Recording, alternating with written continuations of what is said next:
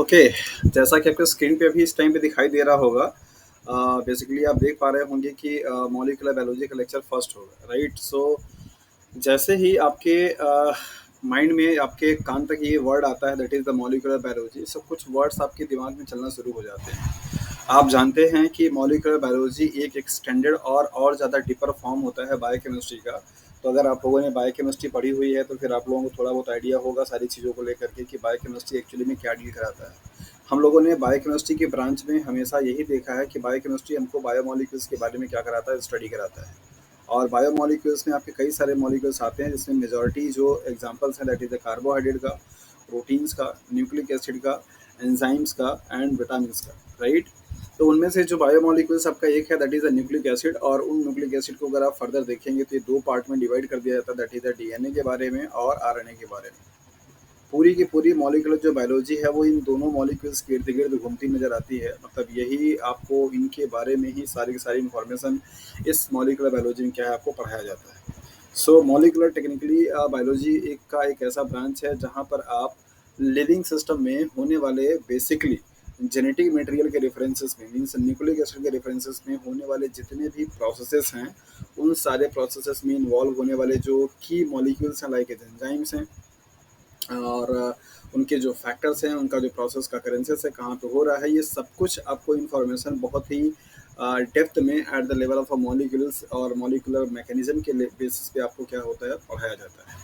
सो molecular biology एक biochemistry का और ज़्यादा एडवांस एंड डीपर फॉर्म है, या ब्रांच कह सकते हैं। सबसे पहले बायोकेमिस्ट्री की ओरिजिन होती है, बायोकेमिस्ट्री से फिर उसको क्या किया गया, बाइफरकेट किया गया, that is the molecular biology को। तो आप ये बोल सकते हैं, आपने देखा भी होगा कि जब भी आप मॉलिक्यूलर बायोलॉजी के बारे में स्टडी करते हो, उससे बहुत सारा कॉन्सेप्ट आपको बायोकेमिस्ट्री के पढ़ने की मिलती है। या इसका रिलेशन आप ऐसे भी देख सकते हैं कि जो भी बायोकेमिस्ट्री की बुक आपको आपने पढ़ी हुई होगी, चाहे लेनिंजर पढ़ा हुआ होगा, चाहे वाइट एंड वाइट पढ़ा होगा, या फिर और भी कोई बुक अगर आपने पढ़ी होगी, आपको बायोकेमिस्ट्री के बुक में ही मॉलिक्यूलर बायोलॉजी भी पढ़ने को मिलता है, राइट? सो आप बोल सकते हैं कि मॉलिक्यूलर बायोलॉजी का जो एवोल्यूशन हुआ वो कहाँ से हुआ, दैट इज़ द बायोकेमिस्ट्री से। क्योंकि बायोकेमिस्ट्री में हम सब लोग बायोमोलिक्यूल्स के बारे में स्टडी करते हैं, और उनमें से एक बायोमोलिक्यूल्स को पिकअप किया गया, that is the nucleic acid. और उस न्यूक्लिक एसिड का लिविंग सिस्टम, इधर प्रोकैरियोटिक सेल्स और eukaryotic cells, means that is the animal cells and plant cells, उन सारे सेल्स में जो आपका न्यूक्लिक एसिड है उसका क्या रोल है, क्या स्ट्रक्चर है, कैसा वो फंक्शन करता है, कौन कौन से प्रोसेस में इन्वॉल्व होता है, कौन कौन से प्रोसेस किस किस जगह पे सेल्स के लोकेशन पे पाई जाती है, everything about the nucleic acid will in the molecular biology. सब कुछ आप डीएनए मीन्स न्यूक्लिक एसिड के बारे में जो इन्फॉर्मेशन गैदर करते हैं, जो जिस इन्फॉर्मेशन के बारे में आप स्टडी करते हैं, वो ब्रांच आपकी क्या कहलाती है, that is the molecular biology. Molecular इसलिए बोलते हैं क्योंकि यहाँ पे सब कुछ आप eight the level of molecules के लेवल पे आप स्टडी करते हैं। आपको जानने को मिलता है कि अच्छा आपका जो न्यूक्लिक एसिड है उसके कंपोनेंट्स क्या क्या हैं। आपने लोअर क्लासेस में और अपने मास्टर डिग्री में पढ़ा भी, देख करके भी आप आए हैं कि जो आपका डीएनए है वो न्यूक्लिक एसिड का एक फॉर्म है, और ये जो डीएनए है कई सारे डिफरेंट डिफरेंट केमिकल कंपाउंड से मिलकर के बना हुआ है। लाइक जैसे आप बताते हैं कि नाइट्रोजन बेसिस होते हैं, पेंटोज शुगर होता है, फॉस्फेट ग्रुप होते हैं। आप याद कीजिए, अपने नाइट्रोजन बेसिस में सबका रिंग लाइक स्ट्रक्चर बना करके आप देख करके आए हैं कि अच्छा ये वाला प्यूरिन होता है, ये वाला पिरिमिडीन होता है, 1 नंबर पे नाइट्रोजन है, फिर कहाँ पे नाइट्रोजन है। आप सब कुछ एटम्स एंड मॉलिक्यूल्स के लेवल पे पढ़ करके आए हैं।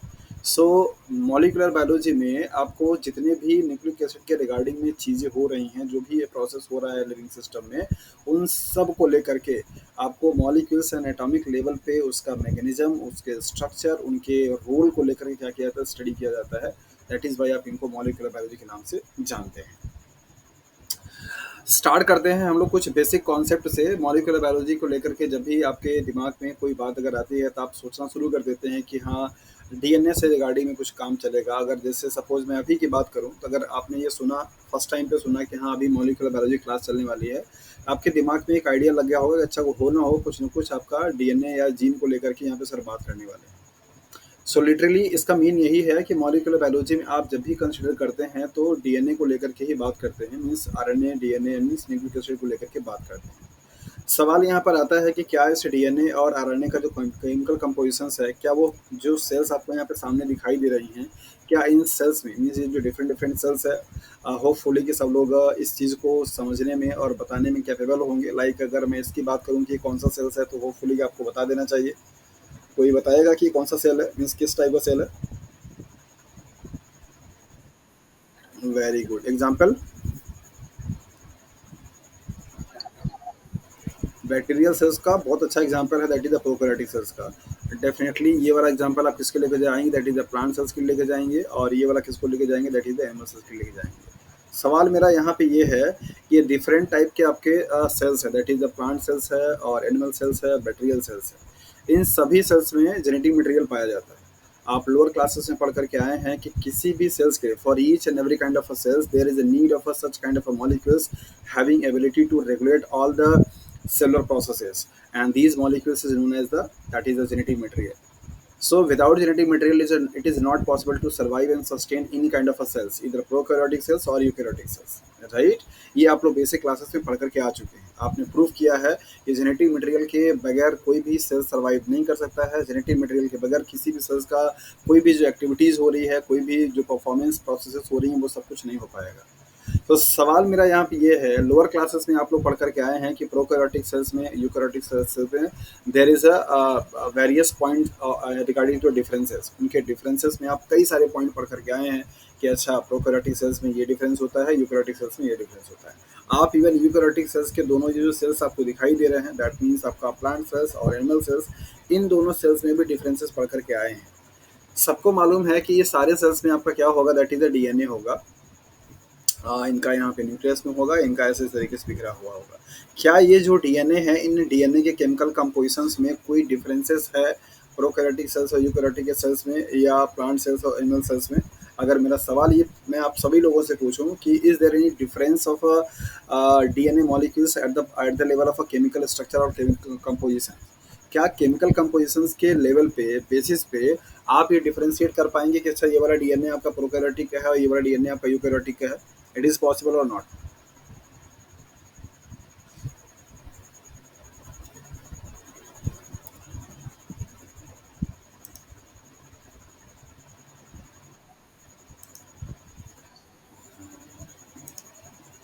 पक्का?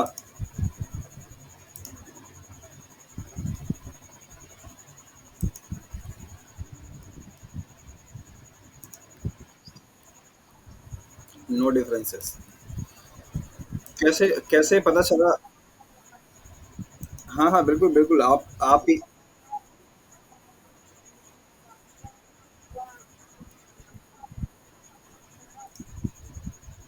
Very good.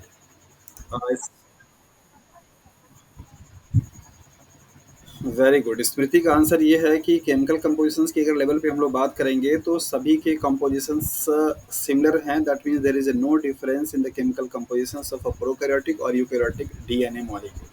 क्या इनके इस स्टेटमेंट से सभी लोग सेटिस्फाइड हैं, या किसी के माइंड में कुछ और भी अप्रोच चल रहा है कि नहीं सर कुछ डिफरेंसेस होता है? हम लोगों ने बहुत सारे डिफरेंसेस पढ़े हैं प्रोकैरियोटिक और यूकैरियोटिक को लेकर के, और ऐसे कैसे हो सकता है कोई डिफरेंस नहीं है?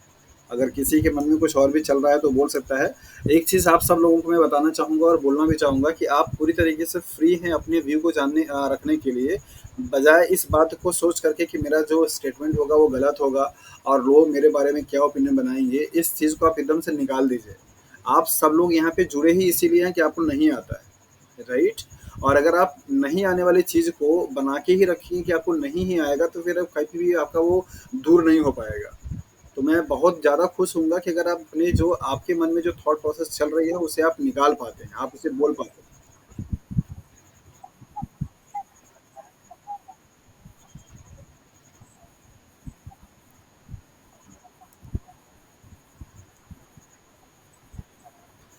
ओके। सो तरुण का स्टेटमेंट है कि प्रोकैरियोटिक के डीएनए में और यूकैरियोटिक के डीएनए के केमिकल कंपोजिशन में डिफरेंस होना चाहिए।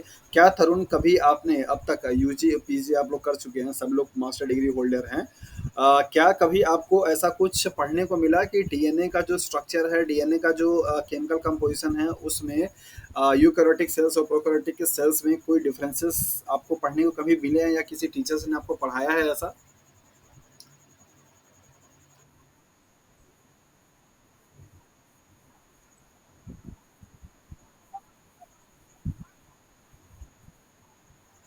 अच्छा, ओके, वेरी गुड। चलिए, इनके पास मतलब ऐसा कोई फैक्ट नहीं है जिसके बेसिस पे ये बोल सकते हैं, बट इनका एक अपना एक कॉमन सेंस है कि चूँकि कि प्रोकैरियोटिक्स, हाँ, डेफ़िनेटली कि प्रोकैरियोटिक सेल्स और यूकैरियोटिक सेल्स में डिफरेंस होता है, दैट इज़ व्हाई इनके डीएनए के कंपोज़िशन में भी डिफरेंसेस होना चाहिए। तरुण एंड स्मृति के अलावा और बाकी जो लोग जुड़े हैं, क्या उनके मन में भी कुछ ऐसे थॉट चल रहे हैं सपोर्ट करने के लिए या अपोज़ करने के लिए? तो वो अपने थॉट को बता सकते हैं।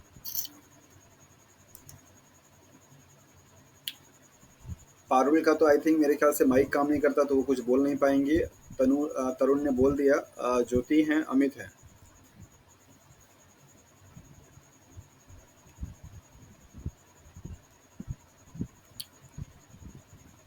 बोलना है किसी को कुछ?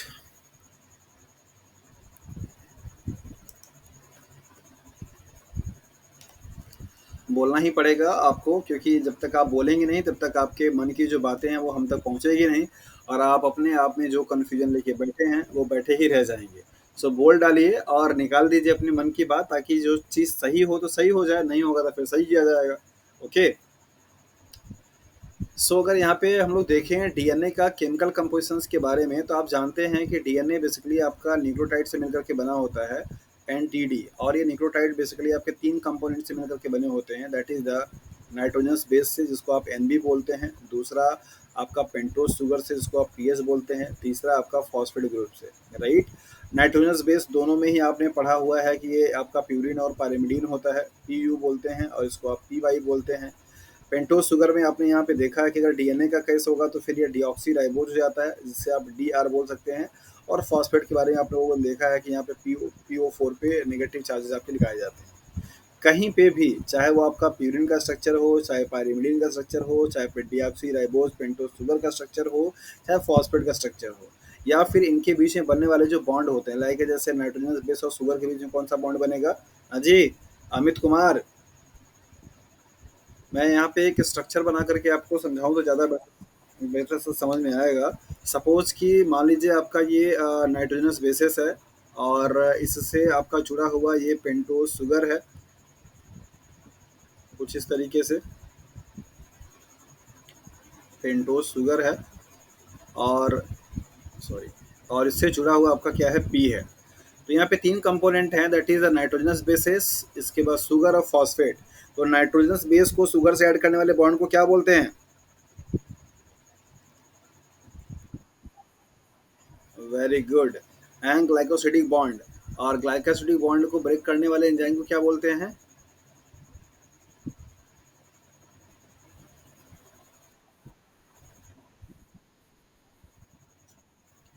और यहाँ पे जो फॉस्फेट और शुगर के बीच में बॉन्ड होगा उसको क्या बोलते हैं? Very good. कई बार आपके पार्ट बी में यही सवाल पूछ दिया जाता है कि इनके बीच का जो बॉन्ड है वो सही से उसको मैच कराइए। मैचिंग कराने के लिए आपको दे देता है। तो अभी ये सारी चीज़ें आपको बहुत डिटेल में पढ़ने को मिलेंगी, बट चूंकि हम लोग यहाँ पे बात कर रहे थे कि क्या डीएनए के कंपोजिशंस में यूकैरियोटिक, प्रोकैरियोटिक और इवन यूकैरियोटिक के दो सेल्स, प्लांट सेल्स और एनिमल सेल्स में कोई डिफरेंसेस है? सो ओवरऑल कंक्लूजन आप सुन लीजिए कि यहाँ पे केमिकल कंपोजिशंस के बेसिस पे कोई डिफरेंसेस नहीं होता है। सारे डीएनए के मॉलिक्यूल का केमिकल कंपोजिशन सेम होता है। उनका ऑर्गेनाइजेशन डिफरेंस हो सकता है, उनकी लेंथ सेम डिफरेंट हो सकती है, उनका सीक्वेंस डिफरेंस हो सकता है, उनके पैकेजिंग का पैटर्न डिफरेंट हो सकता है, लेकिन उनका केमिकल जो कंपोजिशन होगा वो कभी भी डिफरेंट नहीं होता, चाहे वो प्रोकैरियोटिक हो चाहे वो यूकैरियोटिक हो। प्रोकैरियोटिक और यूकैरियोटिक को डिफरेंट बनाने वाली जो चीज़ है वो क्या है? दैट इज़ द उनका level of organisations, packaging methods and पाए जाने का तरीका, और number of DNA molecules and sequence, that is of ATGC, चार सीक्वेंसेस जो होते हैं, ये चीज़ उनको डिफरेंट बनाती है, ना कि उनका chemical composition. So keep in mind, chemical compositions के बेसिस पे अगर आप देखेंगे तो डीएनए के केमिकल कंपोजिशंस में कोई भी डिफरेंसेस नहीं होता, चाहे वो सेल्स आपकी प्रोकैरियोटिक हो चाहे वो यूकैरियोटिक हो। ये बात सब लोगों को बहुत अच्छे से समझ में आ जानी चाहिए, और इसको दिमाग में आप अच्छे तरीके से रख लीजिए कि केमिकल कंपोजिशंस के बेसिस पे, बार बार मैं ये टर्म यूज कर रहा हूँ, that is the chemical compositions, not on the basis of DNA structure. DNA structure की अगर बात आएगी तो वहाँ पे डिफरेंस हो जाएगा, क्योंकि डीएनए स्ट्रक्चर से मतलब होता है उसका फोल्डिंग पैटर्न, उसकी पैकेजिंग पैटर्न। तो डी प्रोकैरियोटिक के केसेस में उसका पैकिंग अलग होता है, यूकैरियोटिक केसेस में पैकिंग अलग होती है। प्रोकैरियोटिक के केसेस में उनका ओरिएंटेशन से उनमें इन्वॉल्व होने वाले जो प्रोटीन्स होते हैं वो अलग होते हैं, और जबकि यूकैरियोटिक में क्या होते हैं, अलग होते हैं। हम बार बार आपको बता रहे हैं केमिकल कंपोजिशंस को लेकर के, तो इस चीज़ को अच्छे तरीके से आप याद रखिए कि केमिकल कंपोजिशंस का मतलब कि वो किन किन कंपोनेंट से या किन किन मॉलिक्यूल से या केमिकल से मिलकर के बना हुआ है। उसके रिगार्डिंग अगर आप देखेंगे तो कोई भी डिफरेंसेस नहीं आता आपका डीएनए के केमिकल कंपोजिशंस में, चाहे वो आपका प्लांट सेल्स हो, चाहे वो आपका एनिमल सेल्स हो, या फिर आपका प्रोकैरियोटिक सेल्स हो। ये तीन जो डायग्राम आपके सामने दिख रहे हैं, इनको लगाने के पीछे दो मकसद है। कभी कभी आपसे सवाल यहाँ पे पूछा जाता है कि आपका जो प्रोकैरियोटिक सेल्स है या यूकैरियोटिक सेल्स है, उनमें उनके सेल्स में डीएनए का लोकेशंस कहाँ पे होता है।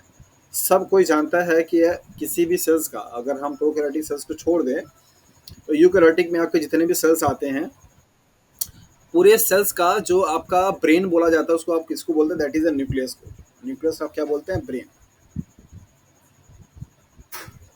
जिस तरीके से आपके बॉडी को गवर्न करने के लिए आपके पास एक बहुत अच्छा खूबसूरत सा क्या है, ब्रेन है, जो कि टॉप मोस्ट पे पाया जाता है आपकी बॉडी में, और वो सबको रेगुलेट करता है।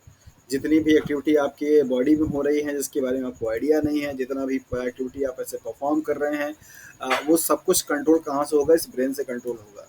सो चूंकि न्यूक्लियस का जो कंटेंट है, मीन्स डीएनए है, इसी डीएनए के बाई प्रोडक्ट से, दैट मीन्स प्रोटीन से, एंजाइम से, सेल्स में होने वाली सारी एक्टिविटी को क्या किया जाता है, रेगुलेट किया जाता है, मेंटेन किया जाता है, कंट्रोल किया जाता है।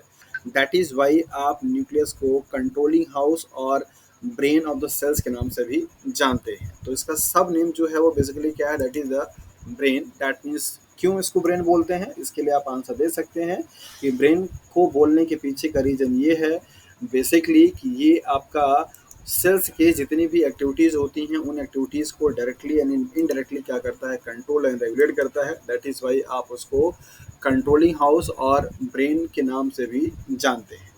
क्लियर है। सो यूकैरियोटिक की अगर हम लोग बात करें, तो जो डीएनए का पोजीशन होगा वो कहाँ पे पाया जाएगा, इनसाइड द न्यूक्लियस। न्यूक्लियस के अंदर में आपका डीएनए क्या होता है, पूरी बहुत हाईली सुपर कॉइल्ड फॉर्म में क्या होता है, पैक्ड होता है। राइट, ये पैकिंग भी आपको पढ़नी है, यहाँ से भी CSIR में क्वेश्चन आते हैं।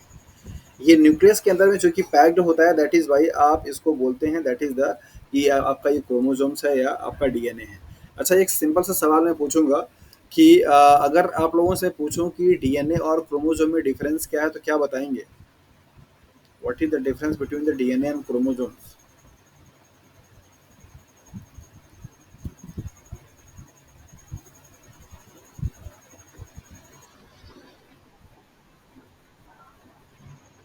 अच्छा, डीएनए का स्ट्रक्चर अगर आप लोगों को याद हो तो कुछ इस तरीके से आप लोग पढ़ करके आए हुए हैं, है ना।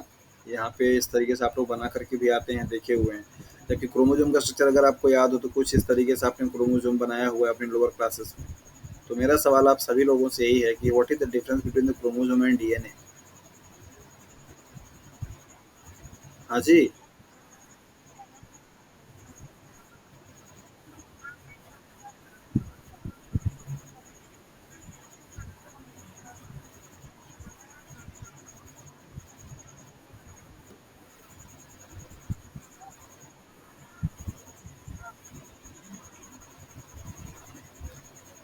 अच्छा, इस,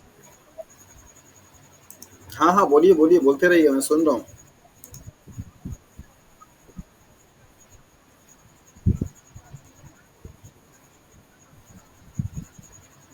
तो क्रोमोसोम जेनेटिक मटेरियल नहीं है ज्योति।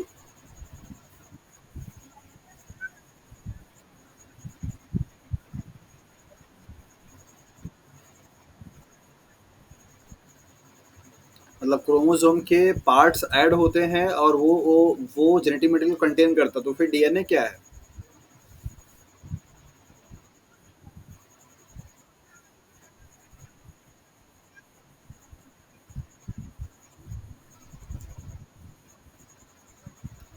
तो अगर आपको डीएनए के बारे में बोला जाएगा तो आप डीएनए के बारे में क्या बताएंगे, फिर डीएनए क्या है, डीएनए क्या लॉन्ग चेन नहीं है, डीएनए शॉर्ट है।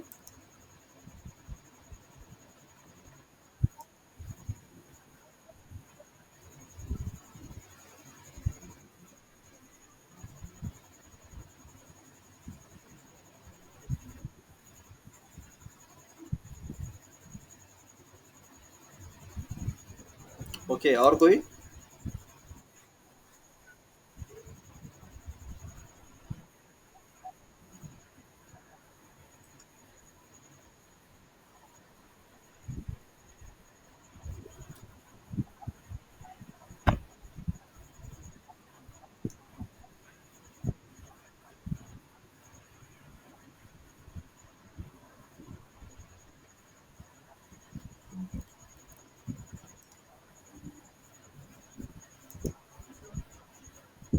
अच्छा अच्छा, सिंपल, अगर आप लोगों को थोड़े से इस प्रॉब्लम को थोड़ा और मैं सिंप्लीफाई करना चाहूँ कि क्या किसी सेल्स में number of DNA, number of chromosome same होंगे या डिफरेंट होगा?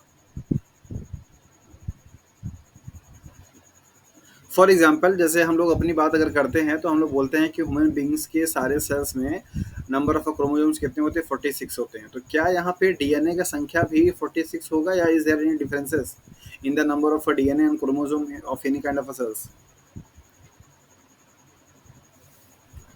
क्या मेरा सवाल? अच्छा, ओके। मेरा सवाल समझ में आ रहा है आप लोगों को?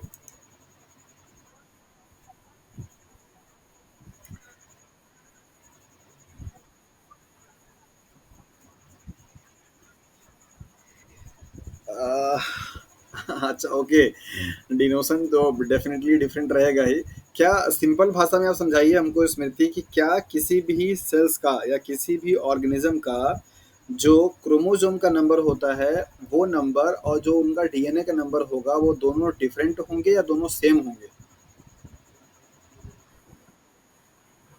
तो कोई एक एग्जांपल आप मुझे बताइए किसी एक ऑर्गेनिज्म का जिसका क्रोमोसोम का नंबर कुछ और। अच्छा, सपोज आप बताइए मुझे कि अगर ह्यूमन बीइंग के केसेस में नंबर नंबर ऑफ क्रोमोसोम्स आपको पता है 46 होते हैं, तो नंबर ऑफ डीएनए क्या है हमारी बॉडी में? नंबर बताइए। डिप्लॉयड तो क्रोमोसोम भी होते हैं, हैप्लॉयड तो क्रोमोसोम भी होता है।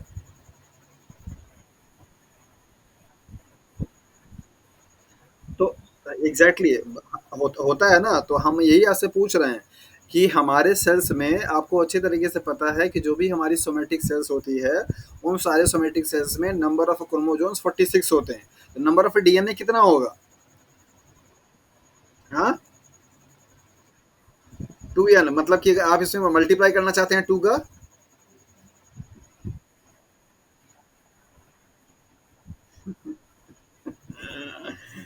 ओहो! अगर यही सवाल अगर आपसे पार्ट बी में पूछ दिया जाएगा कि if a cell contain 46 number of chromosome, then how how many will be the number of DNA, और आपको ऑप्शंस वहाँ पे दे दिया जाए कि सपोज कि 46 का आधा आपको दे दिया जाए, दैट इज 23 दे दिया जाए, और 92 दे दिया जाए, 46 दे दिया जाए, तो क्या लगा करके आएंगे जरा बताइए मुझे।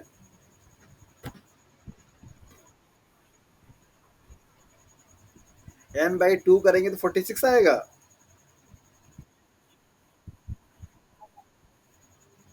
बाबा रे बाबा, इतना ज्यादा कंफ्यूजन इसी में है, तो फिर मतलब कि एक क्वेश्चन अगर आपका सीएसआईआर में आएगा तो गलत हो जाएगा, है ना? अच्छा, चलिए। अब ध्यान से आप लोग समझिए और इस बात को अच्छे तरीके से कॉन्सेप्ट को भी लीजिएगा। ओके, मतलब समझ से हमें आ गया कि आइडिया सही से सही तरीके का नहीं है कि किस तरीके से ये चीज़ें आपकी आप बता पाएंगे और किस तरीके से चीज़ें आपका सही होना चाहिए। ओके।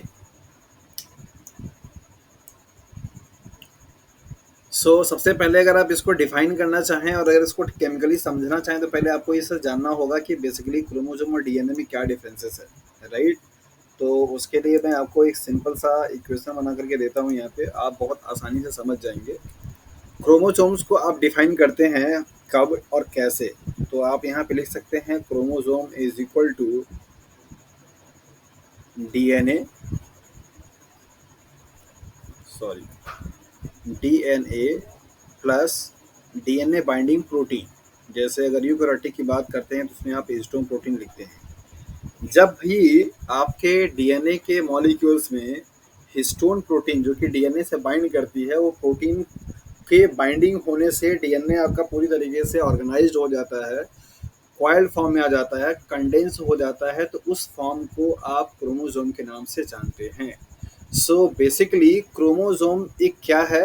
न्यूक्लियोप्रोटीन है। न्यूक्लियोप्रोटीन क्यों? क्योंकि डीएनए आपका क्या है? न्यूक्लिक एसिड है और प्रोटीन जो कि डीएनए से बाइंड करता है। तो कंपोजिशन अगर आप क्रोमोसोम का देखेंगे तो क्या-क्या चीज़ आपको मिल कर के आएगा? दैट इज़ द डीएनए मिल कर के आएगा और प्लस आपका क्या मिलेगा? दैट इज़ द प्रोटीन मिलेगा। जबकि अगर आप डीएनए को डिफाइन करेंगे तो यहाँ पे क्या निकल कर के आएगा? DNA is what? That is chromosome minus protein. आप क्रोमोसोम्स में से जब प्रोटीन को हटा देते हैं तो रिमेनिंग जो चीज़ बचेगी वो क्या होगी? डीएनए होगा। One chromosome contain one DNA and each kind of a sales contain equal number of DNA and chromosome, इधर प्रोकैरियोटिक और यूकैरियोटिक। अगर किसी सेल्स में नंबर ऑफ क्रोमोसोम की संख्या कितनी है? दैट इज वन है। तो डीएनए का भी संख्या कितना होगा? दैट इज वन ही होगा। क्योंकि उसी एक डीएनए पे आपने देखा है, मॉडल पढ़ा हुआ है कि जब आपका स्वेनलवार्ड का मॉडल आपने पढ़ा, आपको बताया जाता है कि ये हिस्टोन प्रोटीन के जो हेक्सामर्स होते हैं वो इस तरीके से क्या करते हैं? पूरे डीएनए को ऐसे रैप करते हैं। फिर यहाँ पे आपकी लगी हुई होती है, फिर यहाँ पे पूरी इनकी क्या होती है? रैपिंग होती है। फिर इस तरीके से यहाँ पे क्या होगा? रैपिंग होगा। फिर इस तरीके से क्या होगी? रैपिंग होगी। फिर इस तरीके से क्या होगी? रैपिंग होगी। ये रैपिंग करने के लिए क्या चाहिए होता है? प्रोटीन चाहिए होता है। और प्रोटीन कौन सा है? That is the histone protein. और यही प्रोटीन उसको बाइंड करके लंबे से डीएनए को, चूंकि ये क्वाइलिंग करने की जरूरत क्यों है? क्योंकि आपके न्यूक्लियस का साइज ना बहुत ही छोटा है। आपके सेल्स का ही साइज बहुत छोटा होता है। उस सेल्स का एक छोटा सा पार्ट है आपका, दैट इज द न्यूक्लियस। और उस न्यूक्लियस में इतना लॉन्ग सा थ्रेड लाइक स्ट्रक्चर्स को क्या होता है? डीएनए को, और वो भी एक नहीं कई सारे मल्टीपल नंबर ऑफ डीएनए को उसी छोटे से न्यूक्लियस में क्या करना था? पैक करना होता है। That is why there is a need of a super coiling, there is a need of a super folding. और उस डीएनए के मॉलिक्यूल्स को सुपर फोल्ड करने के लिए, क्वाइल करने के लिए प्रोटीन्स की रिक्वायरमेंट होती है, जिनको क्या आप डीएनए बाइंडिंग प्रोटीन या हिस्टोन प्रोटीन के नाम से जानते हैं। So histone proteins are what? That is the basic kind of a proteins, and they help in the super coiling, super folding of a DNA molecules to organize and to for the packaging of a DNA molecule inside the nucleus. छोटे से nucleus के size में large से DNA को एक अच्छे तरीके से ऑर्गेनाइज वे में पैक हो जाने के लिए डीएनए मॉलिक्यूल्स की जरूरत पड़ती है। किसकी है? दैट इज द प्रोटीन का। वो प्रोटीन क्या करता है? उसको फोल्ड करता है। So chromosome is equal to, that is the DNA plus protein, means chromosome can be defined as what? It is a nucleoprotein kind of a molecules, means it contains DNA as well as DNA binding protein, means histone protein. While DNA is, that is a nucleic acid, means DNA is equal to chromosome minus protein. Whenever जब कभी भी आपका DNA का replication हो, कभी आपने पढ़ा कि क्रोमोसोम का रेप्लिकेशन होता है? नहीं पढ़ा। आपने हमेशा क्या पढ़ा? डीएनए रेप्लिकेशन पढ़ा है। तो आपको अच्छी तरीके से मालूम है कि जब डीएनए का रेप्लिकेशन होने की टाइम आता है तो उस टाइम पे क्रोमोसोम्स आपके क्या होते हैं? सब अनवाइंड होते हैं, सारे के सारे प्रोटीन्स वहाँ से हट जाते हैं, डीएनए आपका फ्री फॉर्म में आ जाता है, तब जाकर के डीएनए का रेप्लिकेशन होता है। तो जब कभी भी क्रोमोसोम्स पर से आपकी ये जो हिस्टोन प्रोटीन है इनकी लेयर हट जाती है, मतलब ये हट जाते हैं, तो रिमेनिंग जो पार्ट आपका बचेगा उसको आप क्या बोलेंगे? दैट इज द डीएनए बोलते हैं। सो डीएनए एंड क्रोमोसोम का नंबर किसी भी सेल्स में इक्वल होगा, कोई डिफरेंस नहीं होगा। अगर ऐसा होता तो उस ऑर्गेनिज्म का पूरा जेनेटिक्स चेंज हो जाता, क्योंकि अल्टीमेटली जो जीन का लोकेशन है वो कहाँ पे है? दैट इज डीएनए पे है। और अगर डीएनए वेरी करेगा तो उसकी जो प्लाइडी होगी वो डिफरेंट हो जाएगी और वो ऑर्गेनिज्म अब नॉर्मल कहलाएगा। सो होपफुली अभी आप लोगों को ये बात क्लियर हो जानी चाहिए कि डीएनए एंड क्रोमोसोम में टेक्निकली क्या डिफरेंस है। क्या सबको क्लियर हो गया?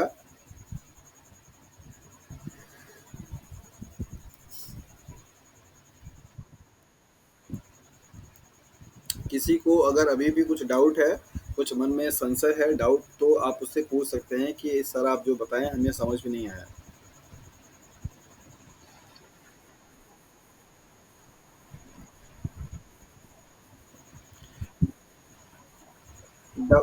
डबल होता है सिर्फ तब जब सेल्स को डिवाइड करना होता है, ठीक है। और सेल्स डिवाइड आपका जब करता है तो सारे के सारे कंटेंट जितने भी ऑर्गेनल्स आपने पढ़े हैं, mitochondria, Golgi body, chloroplast, ribosomes, nucleus, nucleus के अंदर में पाए जाने वाले मटेरियल्स, इन सब का डिवीजन होता है। जब एक से दो कॉपी आपकी बन जाती है तब जाकर के आपने पढ़ा है सेल डिवीजन में, आपने पढ़ा कि पहले कैरियोकाइनेसिस होती है फिर साइटोकाइनेसिस होता है। पहले न्यूक्लियस का डिवीजन होता है, मतलब एक न्यूक्लियस से दो न्यूक्लियस बनते हैं। एंड डेफिनेटली अगर न्यूक्लियस बनेगा तो न्यूक्लियस के अंदर का मटेरियल भी बनेगा, मतलब रेप्लिकेशन भी होगा।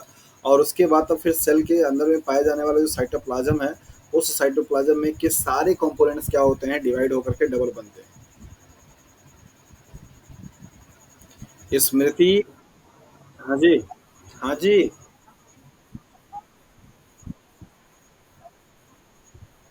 हम्म,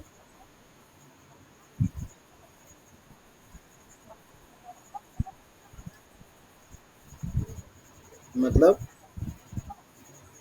क्या क्या क्या हो जाएगा? हाँ हाँ।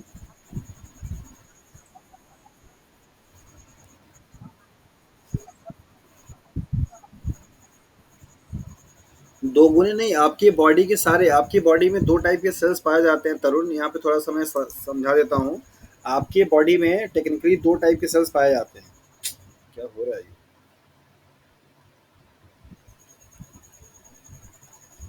ओके।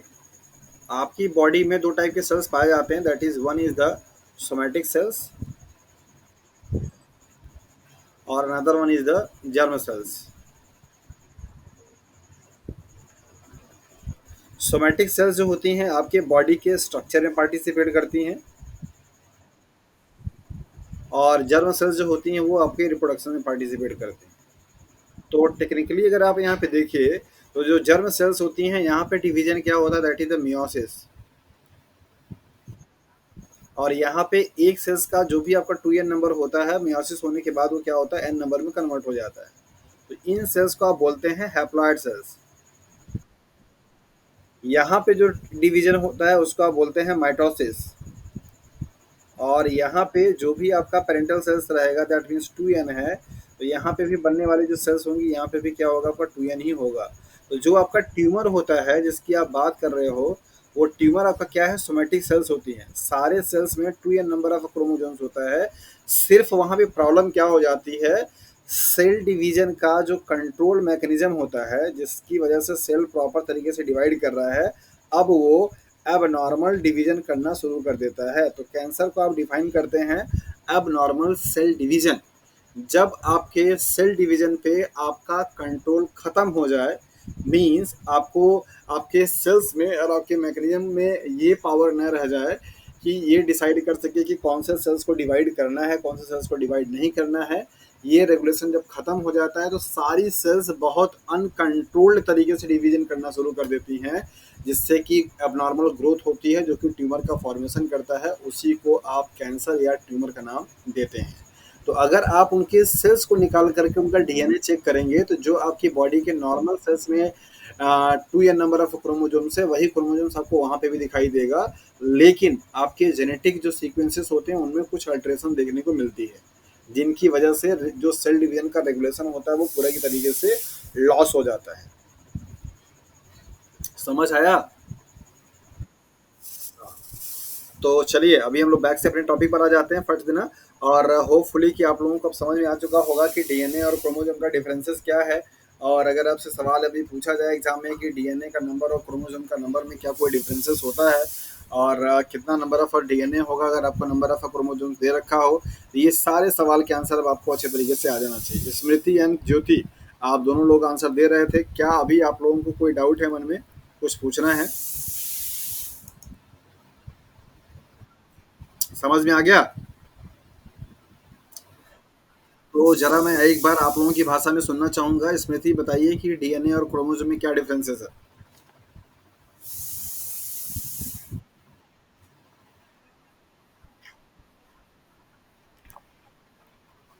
Very good. आप अगर इस तरीके से टेक्निकल डेफिनेशन देंगे तो सामने वाला जो बंदा होगा ये समझ जाएगा कि आप पढ़ कर के आए हैं और आपके पास नॉलेज है। आप इस चीज को जितना सिंपल वे में आपने टेक्निकली डिफाइन कर दिया कि sir DNA is just only nucleic acid while chromosome is a nucleo protein, तो सामने वाला जो बंदा होगा उससे समझ में आ गया कि आपके टर्मिनोलॉजी में पकड़ बड़ी अच्छी है। आप टर्म को डिफाइन कर पा रहे हैं कि nucleo protein is what, that is the molecules having two component, that is the nucleic acid and proteins. So science में टर्म्स एंड टर्मिनोलॉजी का बड़ी इंपॉर्टेंस है। अगर आपका वो उस पर पकड़ बन जाती है तो फिर आप बहुत कॉम्प्लेक्स चीज को बहुत सिंपल वे में क्या करते हैं, समझा सकते हैं। आपको एक चीज़ बता दें कि ये जो डेफ़िनेशन अभी आप बता पा रही हैं या ये जो डेफ़िनेशन आप समझ पाई हैं, ये बुक में आपको जानने को ऐसे एज़ इट इज़ नहीं मिलेगा। कहीं पे भी लिखा हुआ कि chromosome is equal to DNA plus protein या DNA is equal to chromosome minus protein, right? तो ये आपके खुद का अपनी समझ है, आप उसको अच्छे तरीके से कॉपी पे लिख लीजिएगा और समझ लीजिएगा। तो हम लोग आगे चलें?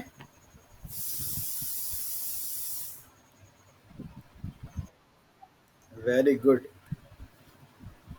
ओके, सो सेल्स को यहाँ पे देख करके आपका, चूंकि हम लोग मॉलिक्यूलर बायोलॉजी पढ़ रहे हैं, हम लोग सेल बायोलॉजी नहीं पढ़ रहे हैं, अदरवाइज तो इनमें बहुत सारे डिफरेंसेस आता है। हमारा काम यहाँ पे बेसिकली सेल को लगाने का सिर्फ यही है कि क्या मॉलिक्यूलर बायोलॉजी में होने वाले जो प्रोसेसेस हैं इन तीनों सेल्स के लोकेशन पे डिपेंड करेगा या इनके इनमें कोई डिफरेंसेस होते हैं इनके प्रोसेस में होने वाले। तो अगर हम सिर्फ डीएनए के कंपोजिशंस की बात अगर करते हैं तब तो यहाँ पर आंसर था नो। आंसर ये नो था कि इनके कंपोजिशन में कोई भी डिफरेंसेस नहीं होता। इसके अलावा बाकी जितने भी फिनोमेना होंगे, लाइक एज डीएनए का रेप्लिकेशन होगा, तो ये आपके प्रोकैरियोटिक सेल्स में और यूकैरियोटिक सेल्स में डिफरेंसेस पाए जाएंगे। अगर आपका ट्रांसक्रिप्शंस की बात होगी तो उनमें भी आपको क्या होगा, डिफरेंसेस होगा। ट्रांसलेशंस की बात अगर करेंगे तो उनमें भी क्या होगा, आपका डिफरेंसेस होगा। पोस्ट ट्रांसलेशनल मॉडिफिकेशंस की बात करेंगे तो उनमें भी क्या होगा, आपको डिफरेंसेस दिखने को मिलेगा। तो फर्दर आप मॉलिक्यूलर बायोलॉजी का जितना भी चीज़ पढ़ेंगे उनमें आपको प्रोकैरियोटिक और यूकैरियोटिक को कंपैरेटिवली स्टडी करनी पड़ती है।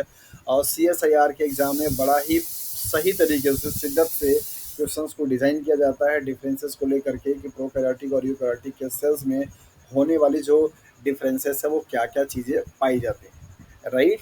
तो आपने यहाँ पे जाना और सीखा कि डीएनए का केमिकल जो कंपोजिशन है वो दोनों केस में क्या होगा, सेम होगा। बाकी जो आपके प्रोसेसेस होते हैं मॉलिक्यूलर बायोलॉजी के, वो आपके सेल्स में क्या करेंगे, डिफरेंट रहेगा। मतलब प्रोकैरियोटिक सेल्स में अलग होगा, यूकैरियोटिक सेल्स में उनका कुछ मैकेनिज्म क्या होगा, अलग होगा। क्या होगा ये हम लोग वन बाय वन जब प्रोसेस को पढ़ेंगे तो आपको बताएंगे। मूव करते हैं नेक्स्ट स्लाइड पे, और यहाँ पर आपको दे रखा है कुछ मॉलिक्यूलर बायोलॉजी का बेसिक कॉन्सेप्ट। तो जैसा कि आपको मैं पहले ही बता रहा था कि मॉलिक्यूलर बायोलॉजी की स्टार्ट ही कहाँ से होती है, दैट इज़ डीएनए से। तो ये आपका डीएनए का स्ट्रक्चर है, आप लोगों ने अपने क्लासेस में पढ़ करके आए हैं, इसके बारे में ज़्यादा हमको कुछ बताने की ज़रूरत नहीं है। यहाँ पर आप देख सकते हैं कि आपका ये बैकबोन होता है। कभी कभी आपसे पूछा जाता है कि बैकबोन पे चार्ज क्या होगा, कौन बताएगा?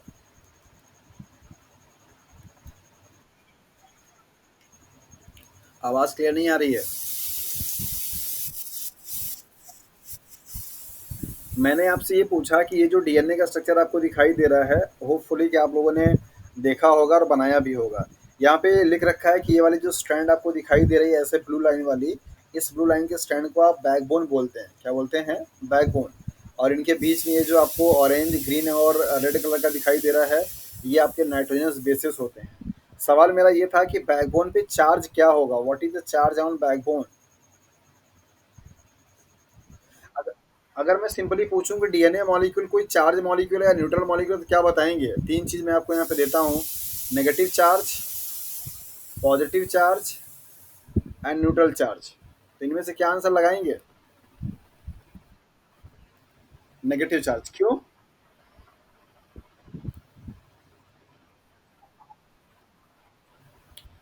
Okay, due to the PO4 पे टू नेगेटिव वजह से, मतलब ये आपका ये जो फॉस्फेट है, तो फॉस्फेट का जो आपका चार्ज होता है नेगेटिव, उस नेगेटिव चार्ज की वजह से आपका डीएनए मॉलिक्यूल कैसा होगा, नेगेटिवली चार्ज। आते हैं अपने पॉइंट पे। यहाँ पे आपको दे रखा है ये बैकबोन। बैकबोन का कंपोजिशन क्या क्या होगा, क्या क्या चीज़ से मिलकर के बैकबोन बनेगा?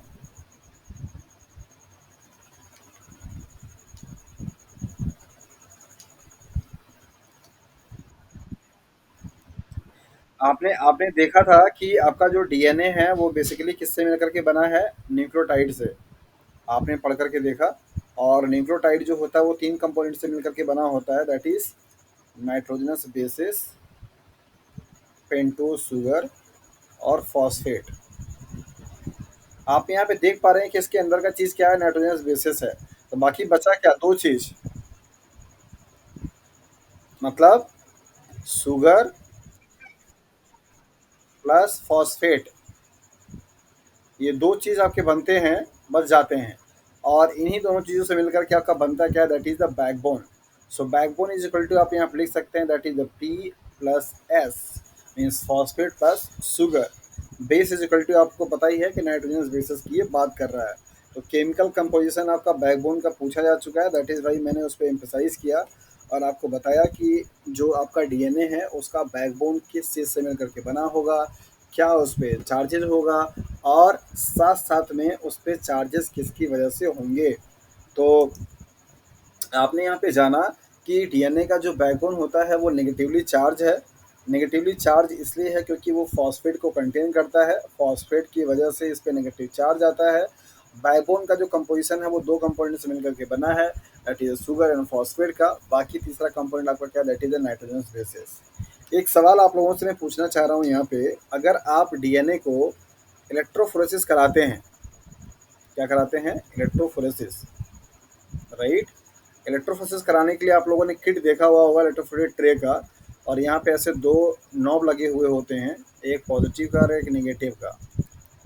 तो मान लीजिए आपका ये चार्ज जहाँ, और यहाँ पे ऐसे वेल्स बने हुए होते हैं लाइक दैट, और आप क्या करते हैं, इस जेल में इसको कास्ट कराते हैं। तो मान लीजिए कि आपका ये क्या है, सपोज कि पॉजिटिव चार्ज है, ये आपका नेगेटिव चार्ज है, सॉरी, और आपने यहाँ पे इसको क्या किया है, रन कराना शुरू किया है। तो पहले तो मुझे आपको यही बताइए कि क्या ये मैं इलेक्ट्रोफोरेसिस पे का जो ये इलेक्ट्रोड लिख रहा हूँ, इस इलेक्ट्रोड पे जो साइन दिया हूँ और ये जो आपका बनाया हूँ वेल्स, ये वेल्स का जो साइन है और इलेक्ट्रोड पे लिखा हुआ जो चार्ज है, क्या ये सारी चीज़ सही लिखी हुई हैं?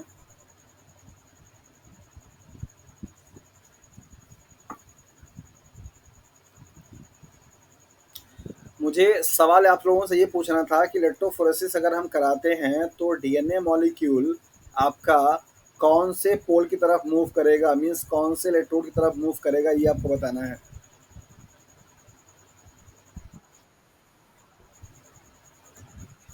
हाँ जी।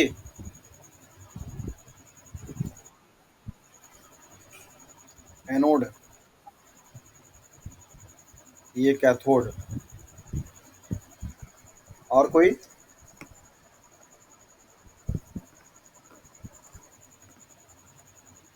बताइए बताइए, फटाफट बताइए।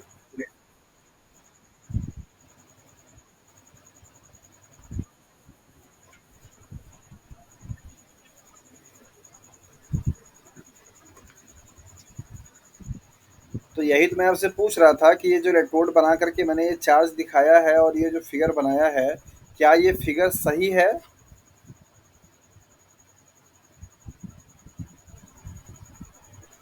यही तो पूछ रहा हूँ। गलत है, वेरी गुड।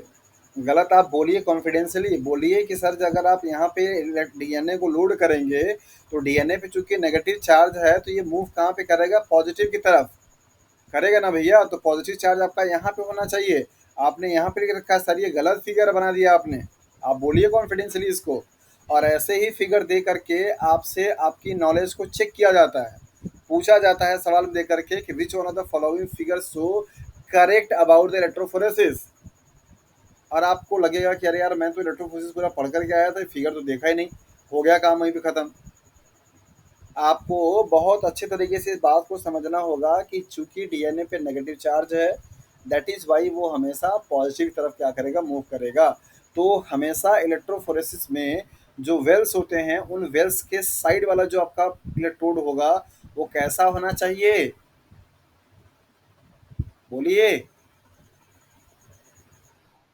Very good.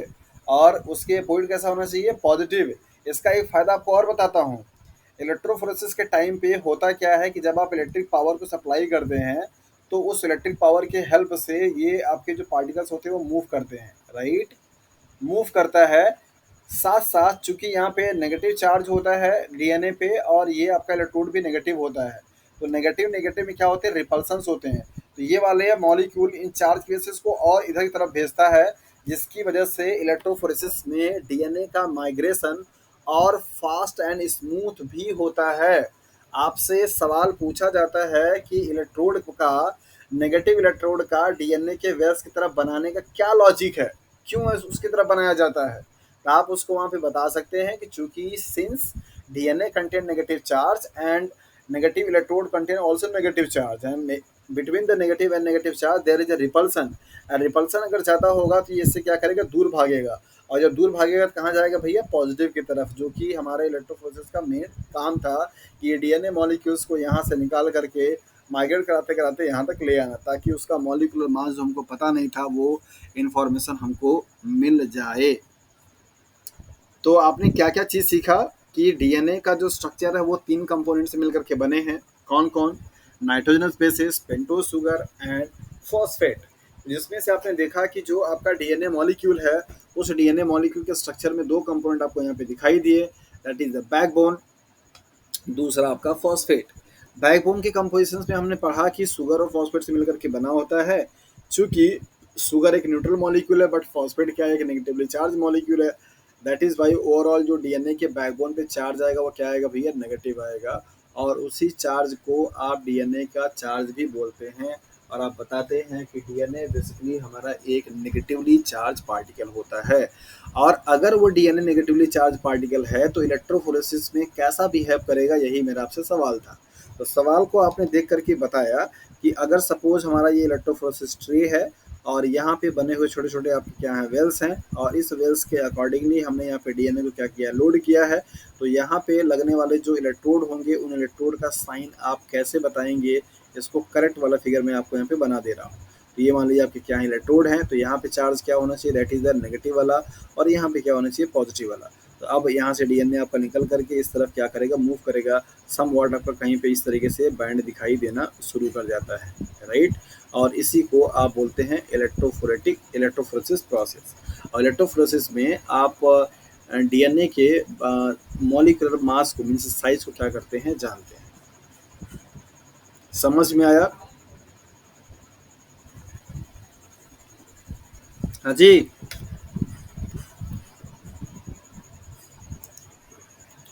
कोई कुछ बोल नहीं रहा, क्या बात है?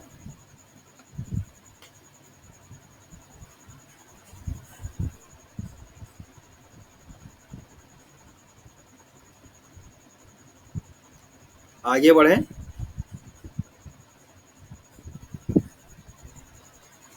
हेलो, मेरी आवाज जा रही है आप लोगों तक? अच्छा, फारूल ने आंसर दिया कि यस सर, आगे बढ़िए। मतलब कि चीज़ें समझ में आप लोगों को आ गई हैं। Okay, very good. यहाँ इस वाले फिगर से ध्यान रखिएगा, लास्ट में आपको स्लाइड के बाद आपको क्वेश्चंस भी मिलेंगे जो कि पूरी की पूरी इस क्लास से बेस्ड होगी। तो अगर आपका ध्यान कहीं भटकेगा तो आप लास्ट में क्वेश्चंस को नहीं कर पाएंगे, और उस क्वेश्चंस के बेसिस पे आपको आपकी समझ को जज किया जाएगा कि आप कितने तरीके से अच्छे तरीके से क्लास को अटेंड किए हैं। चलिए, नेक्स्ट फिगर आपको यहाँ पे बता रहा है, इसको आप बोलते हैं that is the central dogma. क्या बोलते हैं? Central dogma process. ये पूरे मॉलिक्यूलर बायोलॉजी का कोर प्रोसेस है। क्या क्या प्रोसेस है यहाँ पे आप देखिए, सेंट्रल डोगमा में क्या क्या चीज़ आता है। नंबर पहला,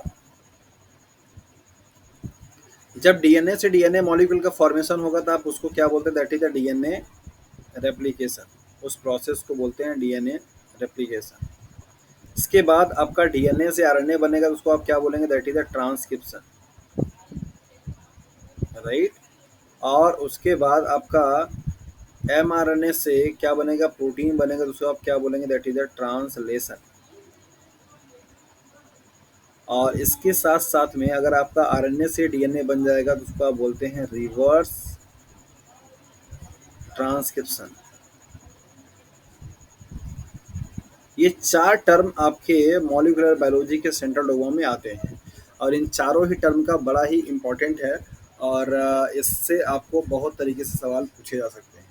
तो हम लोग पहले स्टार्ट करेंगे बेसिक से कि किस तरीके की चीज़ें आपसे होती हैं और कहाँ से आपसे सवाल पूछा जा सकता है।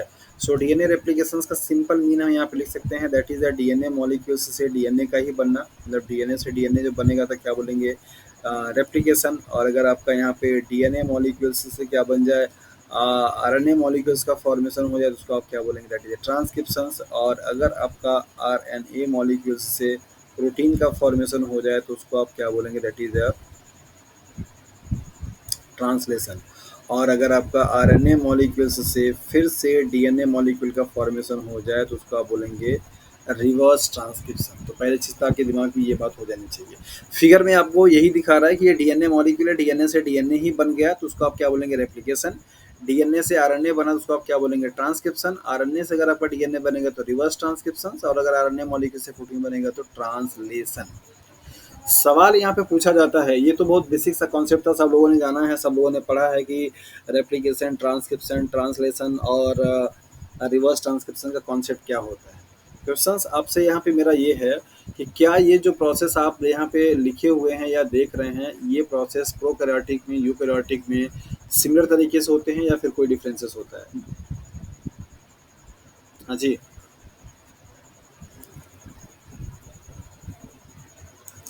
फटाफट आंसर करिए।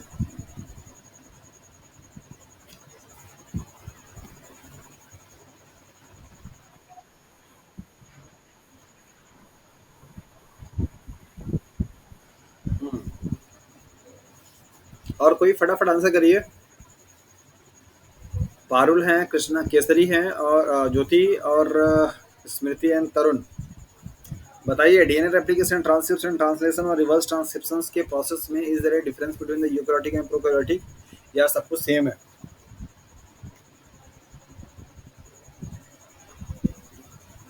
अरे, आवाज ही नहीं आ रहा भाई किसी का, ऐसा क्यों?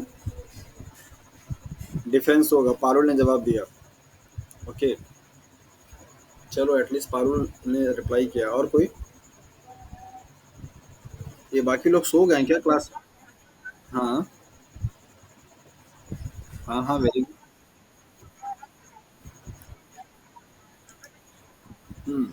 नहीं, मैं वो पूछ ही मैं वो मैं वो पूछ ही नहीं रहा हूँ कि क्या-क्या डिफरेंसेस है, मैं तो सिर्फ़ ये जानना चाह रहा हूँ कि अभी आपके माइंड में आइडिया क्या है इस चीज़ को लेकर के कि वो जब जब एग्ज़ैक्टली सेम होते हैं या डिफरेंस होता है? मेरा ऐसा कुछ इंटेंशन नहीं कि आपसे मैं उन मॉलिक्यूल्स के बारे में पूछूँ और उनको आपको याद होने को लिए बोलूँ कि हाँ, क्या है?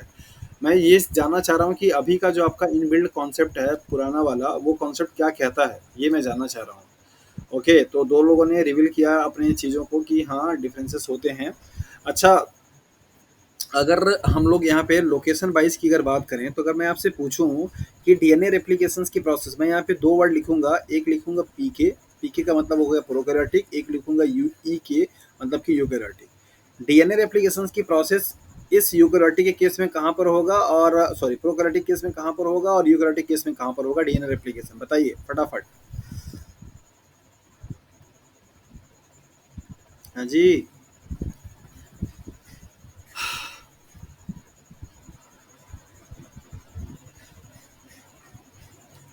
कोई आइडिया?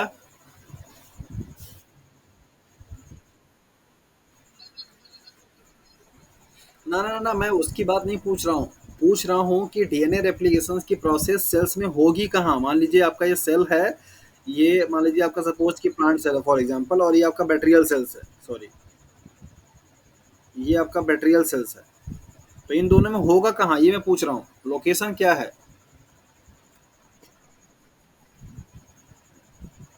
प्रोकैरियोटिक में क्या?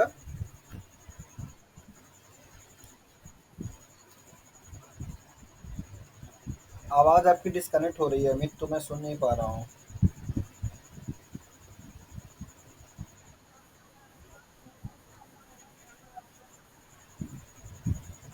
अच्छा, प्रोकैरियोटिक में साइटोसोल में होगा और यूकैरियोटिक में न्यूक्लियस में होगा। Very good. कौन दिया आंसर ये वैसे? Who's one? स्मृति, वेरी गुड, गुड आइडिया। चलिए, इन्होंने बता दिया कि डीएनए रेप्लिकेशन की जो प्रोसेस है प्रोकैरियोटिक और यूकैरियोटिक में कहाँ पर होगा, और होपफुली कि बाकी लोगों को भी पता होगा। हो सकता है कि इस टाइम पे वो बताने में थोड़े से कंफर्ट फील नहीं कर रहे हैं। अगर हम लोग यहाँ पे समझें कि अगर आपका ये प्लांट सेल्स है, फॉर एग्जांपल के लिए ले लेते हैं, ये प्लांट सेल है, राइट? और ये प्लांट सेल्स का स्ट्रक्चर है, तो यहाँ पे जो आपका ये न्यूक्लियस है, न्यूक्लियस, इसके अंदर में आपका क्या है, दैट इज अ क्रोमोसोम या डीएनए, जो भी कह लीजिए। रेप्लिकेशन की प्रोसेस अगर यूकैरियोटिक की बात करें तो कहाँ पे होगा, दैट इज द न्यूक्लियस में होगा। चूंकि प्रोकैरियोटिक केस में कोई न्यूक्लियस होता ही नहीं है, इनका डीएनए ऐसे फैला हुआ होता है जिसको कि आप न्यूक्लियाइड बोलते हैं, राइट? ये पूरे सेंट्रल में ऐसे कहीं पे भी ऐसे बिखरे हुए होते हैं। तो ये पूरा एरिया इनका क्या कहलाता है, that is the cytoplasm.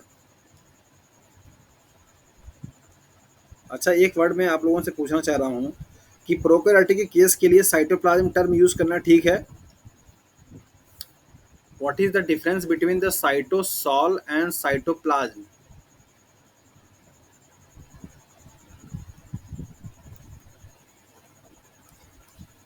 And also protoplasm and also protoplast? फटाफट बताइए।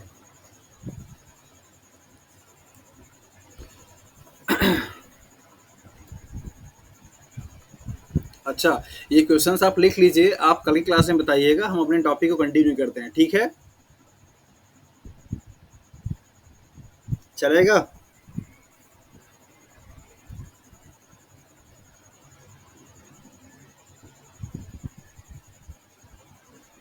कोई कुछ बोल क्यों नहीं रहा? हेलो।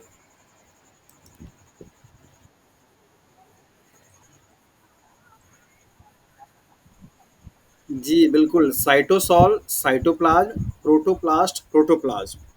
आप इन चारों टर्म का बहुत अच्छे तरीके से मीन समझेंगे और डिफरेंस भी आप जानेंगे, और कल की क्लास जब होगी तो पहले 5 मिनट में इसी को लेकर के हम डिस्कस करेंगे, ठीक है?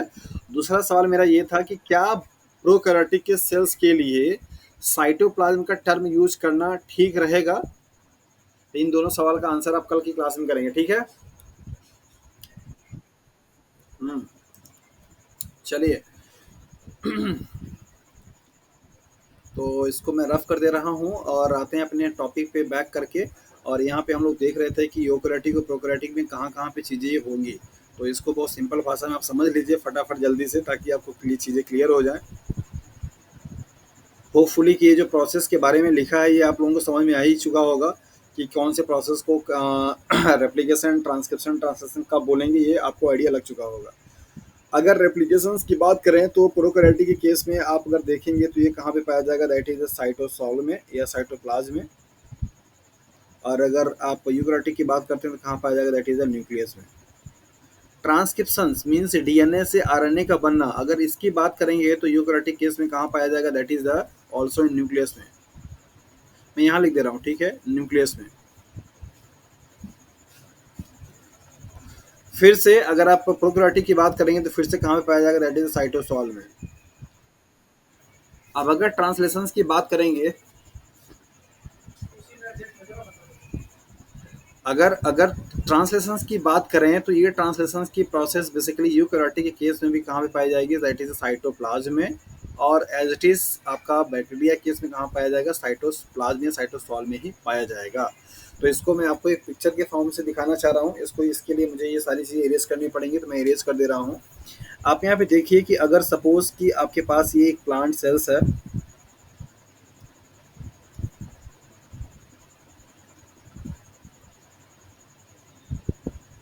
और ये इनका न्यूक्लियस है,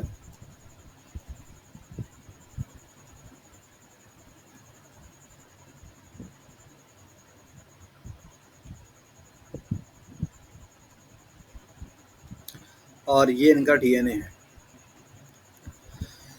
फर्स्ट ऑफ ऑल इस डीएनए का जो रेप्लिकेशन होगा वो कहाँ पे होगा, आपका न्यूक्लियस में होगा, क्योंकि वहीं पे उसकी ज़रूरत है, वहीं पे डुप्लीकेट कॉपी आपका बना लेगा। इसके साथ साथ में ट्रांसक्रिप्शन की जो प्रोसेस होगी वो होगी कहाँ पे, यहाँ पे होगी। बहुत ध्यान से समझिएगा, ट्रांसक्रिप्शन की प्रोसेस से निकल करके बनने वाला जो आपका एमआरएनए मॉलिक्यूल्स होता है वो मेच्योर नहीं होता है। उसकी प्रोसेसिंग मीन्स आप जिसको बोलते हैं आरएनए प्रोसेसिंग। आरएनए प्रोसेसिंग की प्रोसेस कहाँ पे होगी, जिसमें आपने पढ़ा है आरएनए प्रोसेसिंग में, ये आपको जब ट्रांसक्रिप्शन पढ़ाएंगे तो बहुत डिटेल में पढ़ना होगा आपको आरएनए प्रोसेसिंग, जिसमें आपने 3 स्टेप्स पढ़े हुए हैं। नंबर पहला 5 prime, 3 prime telling, 5 prime capping and intron splicing, ये सब भी आते हैं, राइट? जो कि आपका प्रोकैरियोटिक केस में थोड़ा एब्सेंट रहेगा। तो अभी समझिए कि ट्रांसक्रिप्शन की प्रोसेस और रेप्लिकेशन की प्रोसेस, ये दोनों कहाँ पे होगा, आपका न्यूक्लियस में होगा। अब इस न्यूक्लियस से आपका बाहर क्या आएगा, दैट इज एमआरएनए मॉलिक्यूल आएगा। क्या आएगा, एमआरएनए। और इस एमआरएनए से आपका क्या बनेगा, that is the protein molecule बन जाएँगे, और इन प्रोटीन के बनने के प्रोसेस को ही आप क्या बोलते हैं, दैट इज़ द ट्रांसलेशन की बात करते हैं। तो चूँकि एमआरएनए आपका साइटोप्लाज़्म में आ चुका है और इस एमआरएनए से आपका क्या बनेगा, प्रोटीन बनेगा। तो ट्रांसलेशंस की प्रोसेस कहाँ पे होगी, दैट इज़ द साइटोप्लाज़्म में। तो बहुत अच्छे तरीके से आप समझ लीजिए कि ट्रांसक्रिप्शंस एंड रेप्लिकेशंस की प्रोसेस जो होगी वो यूकेरियोटिक में कहाँ होगा, न्यूक्लियस में, जबकि ट्रांसलेशंस की प्रोसेस कहाँ पे होगी, आपका साइटोप्लाज्म में। और अगर यहीं पे पैरेलली में बैक्टीरियल सेल्स का स्ट्रक्चर ड्रॉ कर दूं तो आप यहाँ पे देख पाएंगे, ये मान लीजिए आपका बैक्टीरियल सेल्स है, और इस बैक्टीरियल सेल्स में चूंकि कोई भी न्यूक्लियस नहीं होता है, इनका आपका एक ये छोटा सा प्लाज्मिड होगा, बाकी इनका मेन जो क्रोमोसोम होता है कुछ इस तरीके से ऐसे ऑर्गेनाइज्ड रहता है। तो इसी इसी साइटोप्लाज्म में सारे के सारे प्रोसेस होते हैं आपका, यहीं पर रेप्लिकेशन होगा, यहीं पर ट्रांसक्रिप्शन होगा, यहीं पर ट्रांसलेशन होता है। लेकिन यूकेरियोटिक के केस के लिए तीनों चीज़ों का अलग अलग लोकेशन है, मतलब कि ट्रांसक्रिप्शन और ट्रांसलेशन दोनों आपके कहाँ पे होंगे, न्यूक्लियस में होंगे, जबकि ट्रांसलेशन की प्रोसेस क्या होगी, सॉरी रेप्लिकेशन और ट्रांसक्रिप्शन की प्रोसेस जो होगी वो न्यूक्लियस में होगा, जबकि ट्रांसलेशन की प्रोसेस वो कहाँ पे होगी, दैट इज साइटोप्लाज्म में होगा। तो इस प्रोसेस को पूरा आप बोलते हैं दैट इज सेंट्रल डोग्मा, और ये 4 स्टेप्स मैंने आपको यहाँ पे बता दिए, that is replication, transcription, reverse transcription and translation. Hopefully यहाँ तक किसी को दिक्कत नहीं हुआ होगा और किसी कोई ऐसी चीज़ नहीं है जो कि समझ में नहीं आई होगी। और अगर ऐसा है तो आप अभी पूछ सकते हैं, बताइए। हाँ जी।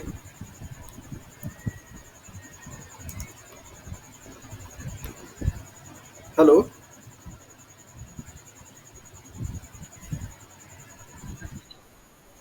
ओके। अभी मैं आप लोगों से पूछना चाह रहा हूँ कि अभी आप लोग कंटिन्यू करने की कंडीशन में हैं, दैट मीन्स अभी हम और क्लासेस ले सकते हैं या फिर आज के लिए इतना काफ़ी है।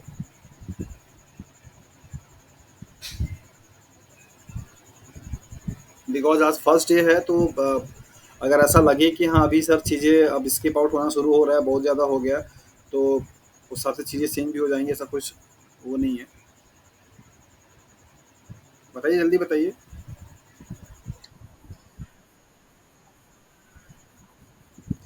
अच्छा। कंटिन्यू कर लो।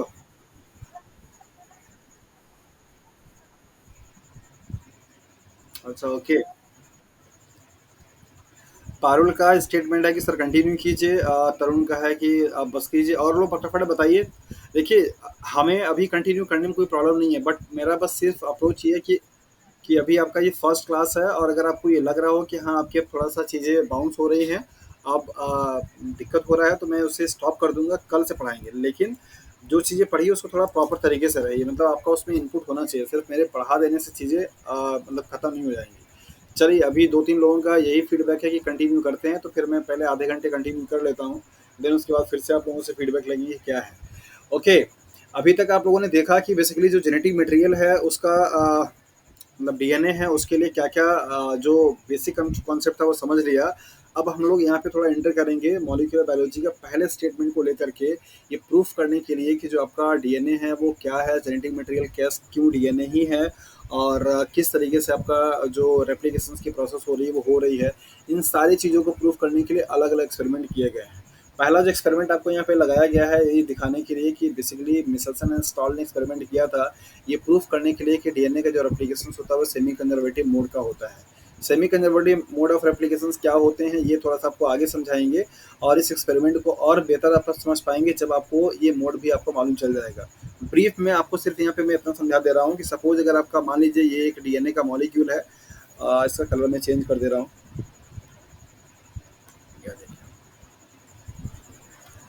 मान लीजिए कि ये आपका एक डीएनए का मॉलिक्यूल ये है, नया डीएनए का स्ट्रैंड, राइट, जिसमें एक स्ट्रैंड ये है, एक स्ट्रैंड ये है। इसको हम पीपी लिख देते हैं, मीन्स पेरेंटल डीएनए है। रेप्लिकेशन आपका हुआ तो यहाँ पे एक डीएनए का क्या बनेगा, दो मॉलिक्यूल्स बनेगा, एक डीएनए मॉलिक्यूल टेम्पलेट का। तो एक ब्लैक वाले का क्या बन जाएगा, यहाँ पे एक ब्लैक बन जाएगा, यहाँ पे मैंने एक ब्लैक लिख दिया, और एक आपका नया जो बन रहा है वो रेड बन रहा है। या सिंपली आपको सिंपल इस तरीके से भी समझा सकते हैं कि दोनों पहले ऐसे इस तरीके से लेते हैं, ब्लैक ब्लैक, यहाँ पे भी ब्लैक। अगला जो मॉलिक्यूल बनेगा आपका क्या बनेगा, रेड बन जाएगा। अगर दोबारा फिर से रेप्लिकेशन हुआ तो क्या होगा, यहाँ पे इसका फिर से क्या बनेगा आपका, 2 मॉलिक्यूल बनेंगे, रेड रेड, ब्लैक रेड। यहाँ पे फिर से क्या होगा, एक इसका ब्लैक बनेगा, एक रेड बनेगा, इसका दोनों क्या बन जाएंगे, रेड रेड बन जाएंगे। तो यहाँ पे हम क्या लिख सकते हैं, दैट इज द ब्लैक लिख सकते हैं। ये जो रेड वाला है इसको क्या बोलेंगे, न्यू, और ये ब्लैक वाला जो क्या है उसको बोलेंगे पी। तो ये वाला आपका पूरा क्या हो जाएगा, दैट इज न्यू, ये वाला आपका क्या हो जाएगा, न्यू, ये वाला क्या हो जाएगा, पी, पेरेंटल। सो रेप्लिकेशन का एक ऐसा मोड, रेप्लिकेशन का मतलब होता है डीएनए से डीएनए मॉलिक्यूल्स का बनना, और डीएनए रेप्लिकेशन के कई सारे मोड होते हैं जिसमें कि आपको 3 मोड पढ़ना होता है, conservative, semi conservative and dispersive. क्या होता है ये आगे आपको बताएंगे, लेकिन चूंकि भी यहाँ पे एक्सपेरिमेंट है प्रूफ करने के लिए, दैट इज भाई आपको यहाँ पे थोड़ा बताना जरूरी है। सपोज कीजिए कि आपका कोई एक डीएनए का मॉलिक्यूल है जिसको दोनों दोनों ही स्ट्रैंड को ब्लैक कलर से क्या किया गया, दिखाया गया है। रेप्लिकेशन जब होता है तो एक डीएनए का मॉलिक्यूल एज अ टेम्पलेट का क्या करता है, काम करता है, और उसी टेम्पलेट पे नया डीएनए मॉलिक्यूल क्या होता है, सेंथेसाइज होता है। तो मान लीजिए ये वाला जो डीएनए का स्टैंड है, टेम्पलेट का काम किया, उस पर नया डीएनए का मॉलिक्यूल बना जिसको रेड कलर से दिखाया गया है। इसको आप लिखेंगे एन, इसको लिखेंगे पी, मतलब न्यू। सिमिलरली ये वाला आपका क्या किया, एज अ टेम्पलेट का काम किया है, उसके उसके ऊपर उसका कॉम्प्लीमेंट्री सीक्वेंसेस बने हैं, जिसको रेड कलर से दिखाया गया, इसको यहाँ पे लिखा गया एन।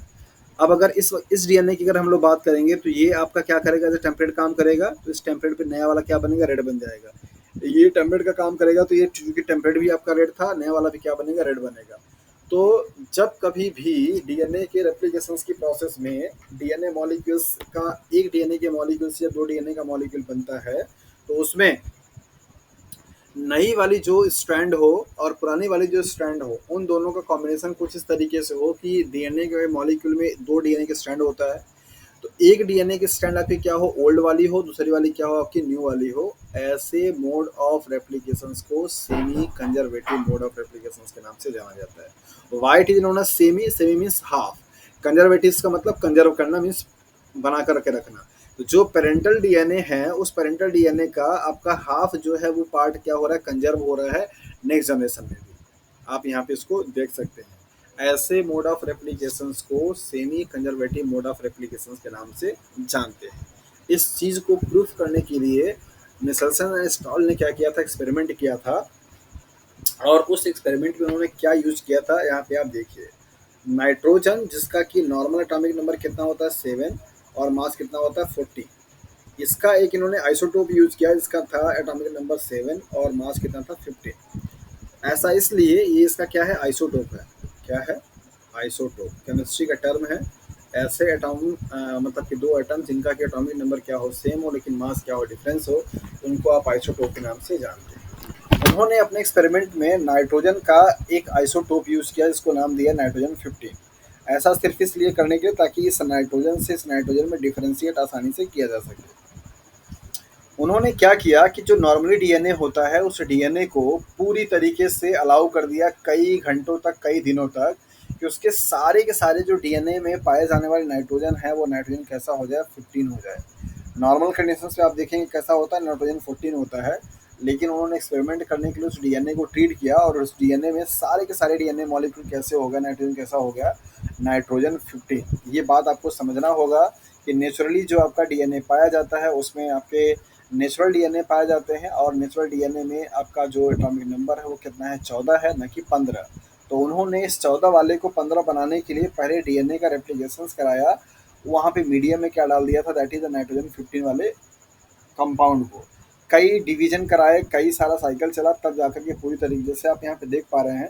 जैसे जैसे साइकिल बढ़ेगी, वैसे वैसे धीरे धीरे आपका ये रेड वाले का कंपोनेंट बढ़ता जाएगा, ब्लैक वाले का कम होता जाएगा। तो मतलब ये हुआ कि जो पेरेंटल होगी वो खत्म होगी, न्यू वाला क्या होगा, जनरेट होगा। तो उन्होंने कई कई ऐसे मतलब कि साइकिल चलाएं, जिन साइकिल को होने के बाद आपका पूरा का पूरा जो डीएनए था वो कैसा हो गया, दैट इज द नाइट्रोजन 15 हो गया। नाइट्रोजन जब 15 डीएनए का मॉलिक्यूल हो गया, ओरिजिनल पेरेंटल डीएनए यहाँ पे आपको दिखाई दे रहा है। अब इस डीएनए को उन्होंने क्या किया है, नाइट्रोजन 14 वाले मीडियम में क्या किया, उन्होंने ट्रीट किया। इसके लिए इन्होंने लिया क्या था, that is the ammonium chloride. क्या लिया था, अमोनियम क्लोराइड। बड़ा ही इंपॉर्टेंट टॉपिक है ये, और सवाल पूछा जाता है। NH4Cl, NH4Cl को उन्होंने क्या किया, मीडियम में यूज किया। और इस NH4Cl में नाइट्रोजन जो था वो कैसा था भैया, 14 था, 714, राइट। इन्होंने मीडियम में यूज़ किया और उस मीडियम में बैक्टीरिया को ग्रो कराया। तो देखा इन्होंने कि नेक्स्ट जनरेशन में जो डीएनए की बैंड आई, उसमें 2 तरीके की बैंड दिखाई दी। एक नाइट्रोजन 14-15, मतलब कि एक नाइट्रोजन 15 का और एक नाइट्रोजन 14 एंड 15 का यहाँ पे दिखा। फिर से नेक्स्ट टाइम पे उन्होंने जब देखा तो आपको उनको और भी कुछ अलग दिखाई दिया। एक बैंड ऐसी भी आई जो कि नाइट्रोजन 14 की थी और एक बैंड ऐसी भी आई जो कि नाइट्रोजन 14-15 की हाइब्रिड थी और एक 15 की थी। इस तरीके से उन्होंने इस चीज़ को देखा और इस चीज़ को डिफ्रेंशिएट करने के लिए उन्होंने डेंसिटी ग्रेडियंट सेंट्रीफ्यूज क्या किया था, यूज़ किया था। क्या यूज़ किया था? Density gradient centrifugation. मतलब कि ऐसा सेंट्रीफिकेशन का टेक्निक जहाँ पे मॉलिक्यूल्स का सेपरेशन उनके डेंसिटी के बेसिस पे होता हो, उन्होंने क्या किया, एनालाइज किया था और ये पाया था डेंसिटी ग्रेडियंट सेंट्रीफिकेशन को करा करके कि जो ये 3 टाइप के डीएनए मॉलिक्यूल आपके बन रहे थे, कौन कौन? पहला तो आपका बन रहा था नाइट्रोजन 15 और नाइट्रोजन 14 का कॉम्बिनेशन। दूसरा बन रहा था नाइट्रोजन 14 एंड 14 का कॉम्बिनेशन। तीसरा बन रहा था नाइट्रोजन 15 एंड 15 का कॉम्बिनेशन। ये वाले कॉम्बिनेशन आपके बन रहे थे। इन्होंने क्या किया, डेंसिटी चेक किया। डेंसिटी ग्रेडियंट का मतलब होता है कि डेंसिटी के बेसिस पे केमिकल कंपाउंड को डिफ्रेंशिएट करने वाला टेक्निक। तो उन्होंने इस चीज़ को सेपरेट आउट करने के लिए कि आपका यहाँ पे कितने डीएनए के डिफरेंट मॉलिक्यूल्स, उसको प्रूव करने के लिए उन्होंने क्या किया, डेंसिटी ग्रेडियंट क्रोमेटो सेंट्रीफ्यूगेशन टेक्निक को यूज किया और उसमें सीजियम क्लोराइड को क्या किया था, उन्होंने एज ए सॉल्वेंट यूज किया था। पूछा जाता है आपसे सवाल में अमोनियम क्लोराइड और सीजियम क्लोराइड को लेकर के कि ये केमिकल क्यों यूज किए गए, किस पर्पज से। तो अमोनियम क्लोराइड को आप बता सकते हैं कि as a source of nitrogen 14 use किया गया था। सीजियम क्लोराइड डेंसिटी ग्रेडियंट बनाने के लिए यूज की गई थी, चूँकि सीजियम क्लोराइड की डेंसिटी डीएनए की डेंसिटी से बराबर होती है।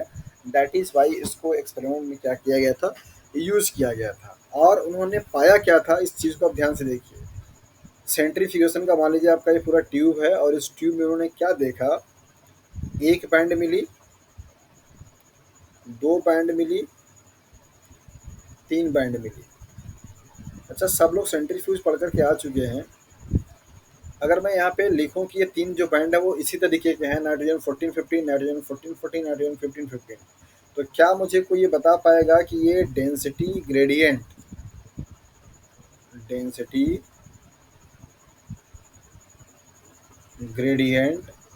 सेंट्रीफ्यूगेशन है, तो कौन सी बैंड किसको रिप्रेजेंट करेगी?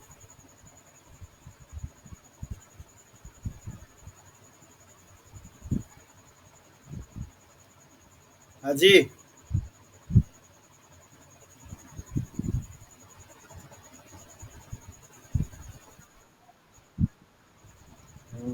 Very good. पहले तो आप लोग मुझे ये बताइए कि जो एक्सपेरिमेंट है ये समझ में आ रहा है कि नहीं?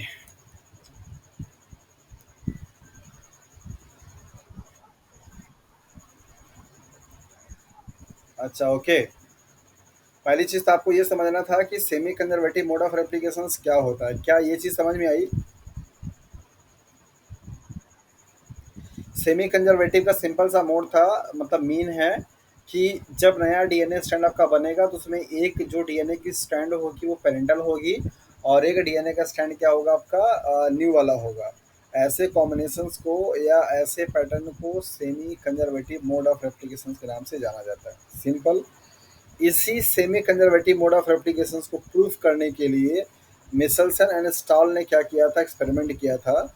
और वो एक्सपेरिमेंट क्या है ये आपको यहाँ पे बताया गया कि सबसे फर्स्ट ऑफ ऑल उन्होंने डीएनए को एक ऐसे मीडियम में ग्रो कराया जिस मीडियम में नाइट्रोजन का जो सोर्स था, दैट इज अमोनियम क्लोराइड, वो उस नाइट्रोजन का आइसोटोप था, that means nitrogen 15।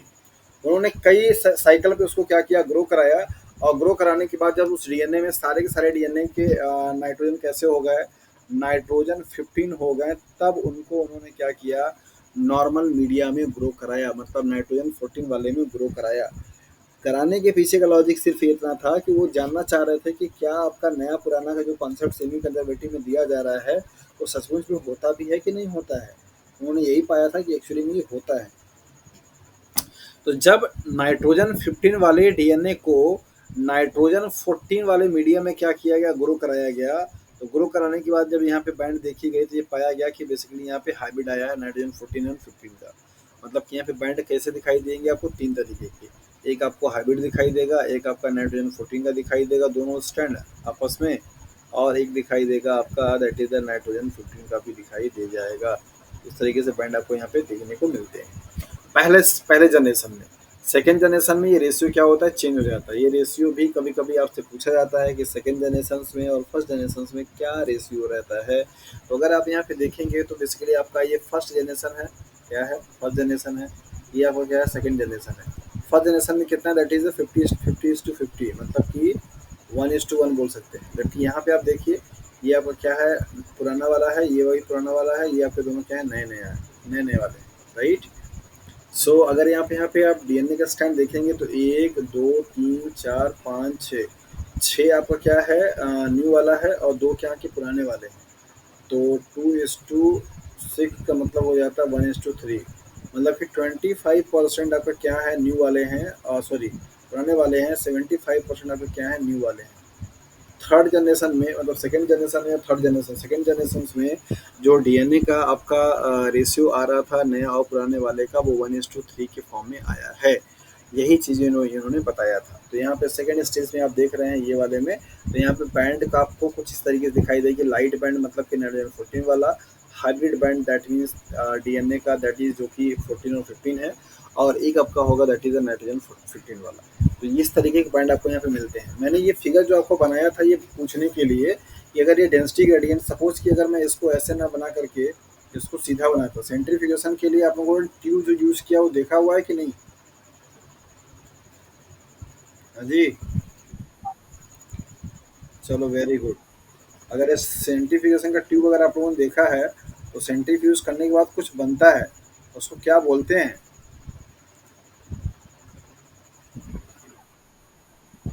Very good. तो अगर ये डेंसिटी ग्रेडियंट सेंट्रीफ्यूगेशन है अमित, तो इस डेंसिटी ग्रेडियंट सेंट्रीफ्यूगेशन में ये ऊपर वाली बैंड किसको रिप्रेजेंट करेगी? मान लीजिए ये आपका बैंड है, ये वाली बैंड किसको बताएगी, नाइट्रोजन? नहीं नहीं, सुपरडेंट की बात नहीं कर रहा हूँ मैं, बैंड की बात कर रहा हूँ। अगर बैंड इसमें बना हुआ, यहाँ पे तीन मॉलिक्यूल है ना, एक आपका मॉलिक्यूल है नाइट्रोजन 14 और 15, एक मॉलिक्यूल है आपका नाइट्रोजन 14 14, एक मॉलिक्यूल है आपका नाइट्रोजन 15 15। मतलब कि तीन तरीके का डीएनए है। मान लीजिए पहला डीएनए ऐसा है जहाँ पे एक स्ट्रैंड कैसी है आपका 14 वाली है, और एक स्ट्रैंड कैसी है 15 वाली है, राइट। दूसरा डीएनए का मॉलिक्यूल है जहाँ पर आपका डीएनए जो है दोनों ही 14 14 वाला है, नाइट्रोजन 14 और नाइट्रोजन 14। और तीसरा जो आपके पास है वो क्या है कि एक डीएनए जो आपका है वो आपका 14 का है, और एक डीएनए कैसा है आपका 15 का है। तो अगर मैं यहाँ पे डेंसिटी ग्रेडियंट सेंट्रीफ्यूगेशन की बात करता हूँ तो सबसे ये वाली जो बैंड होगी किसको रिप्रेजेंट करेगी? इसको, इसको, इसको। इन तीनों में से सही से जो इंटरप्रिटेशन होगा वो क्या होगा?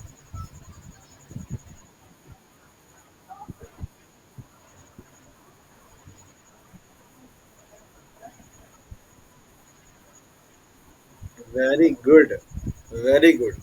ये वाली जो बैंड होगी जो सबसे हाई डेंसिटी की होगी वो किसकी होगी भैया? नाइट्रोजन 15 की।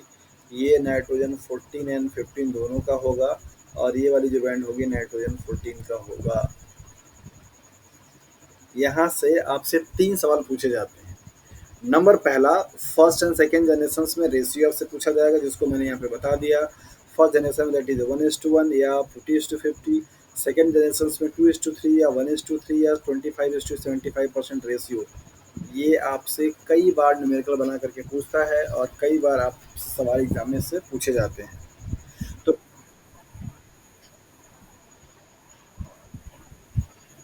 देखिए यहाँ पे रेड वाला कितना दिखाई दे रहा है, एक दो तीन चार पाँच छः, और ब्लैक कितना दिखाई दे रहा है, दैट इज 1 and 2। तो यहाँ पे दो क्या है आपका पुराना वाला है, मीन्स पेरेंटल है, और छः कितना आपका न्यू है। तो इनको सिंप्लीफाई करेंगे क्या आएगा, 1:3। 1:3 को आप क्या लिख सकते हैं, दैट इज 25% 1, 75% 3। ठीक है। अच्छा, तो मुझे पहले फटाफट बता दीजिए कि ये वाला एक्सपेरिमेंट कितने लोगों को समझ में आ चुका है? हाँ जी, वेरी गुड। चलिए, ज्योति एंड पारुल एंड स्मृति,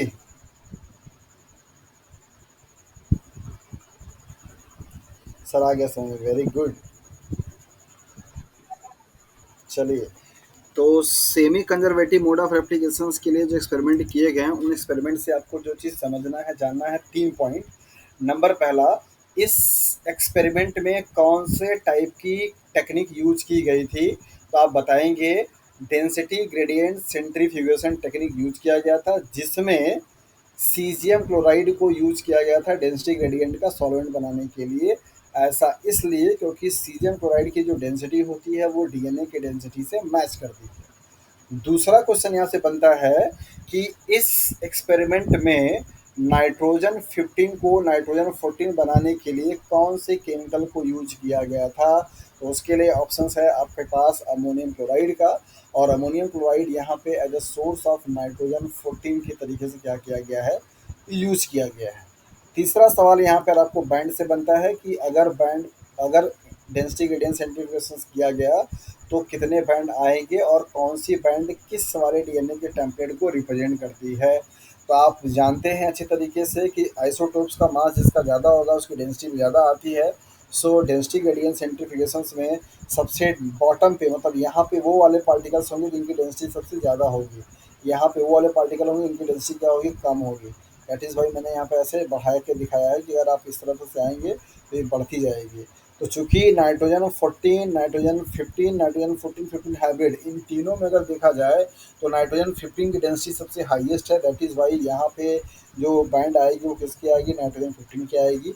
चूंकि बीच में आपका क्या होगा, नाइट्रोजन 14 और 15 का मिला जुला वो वाला बीच का होगा, और ऊपर वाला सबसे लाइटर वाला फॉर्म होगा।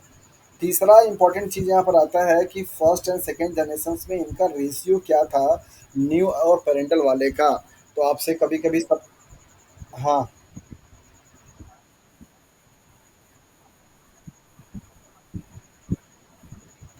अच्छा, पूरी स्क्रीन खराब हो गई है।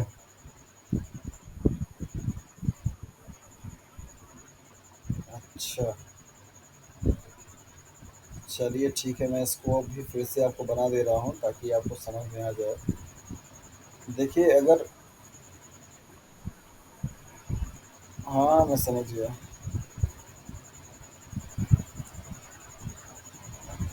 मान लीजिए आपका एक ट्यूब है, यहाँ पे एक बैंड आपको ये दिखाई दे रही है,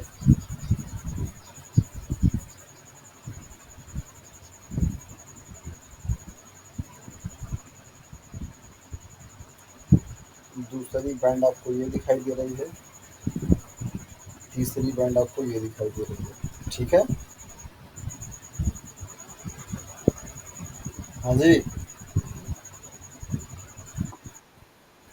सही है। तो ये हो जाएगा आपका नाइट्रोजन 15 एंड नाइट्रोजन 15 के लिए, ये हो जाएगा नाइट्रोजन 15 एंड नाइट्रोजन 14 के लिए, और ये वाली बैंड हो जाएगी नाइट्रोजन 14 एंड नाइट्रोजन 14 के लिए। ठीक है, अब सही रहेगा। चलिए, वेरी गुड। यहाँ पे रेशियो आपने देखा कि बेसिकली आपका जो रेशियो है वो क्या है, 1:1 है फर्स्ट जनरेशन में, 2:3 मीन्स 1:3 आपका सेकेंड जनरेशन। इस पे सवाल बहुत ज़्यादा बनता है, कैसा बनेगा यहाँ पे आपको दिखाते हैं। सपोज कीजिए कि इन्होंने एग्जांपल के तौर पे दे दिया आपको ये क्वेश्चन कि एक डीएनए मॉलिक्यूल रेप्लिकेट होता है, और मान लीजिए कि उस डीएनए मॉलिक्यूल्स का जो नंबर ऑफ बेसेस है वो सपोज किए फॉर एग्जांपल 500 है। कितना है, 500 बेस पे। पूछ रहा है कि सेकंड जनरेशन में जब जाएगा तो कितने नाइट्रोजनस बेसिस होंगे आपके न्यू वाले, और कितने नाइट्रोजनस बेसिस होंगे आपके दैट इज़ द ओल्ड वाले, मीन्स पेरेंटल टाइप के। तो कैसे आप बता पाएंगे, बता पाएंगे?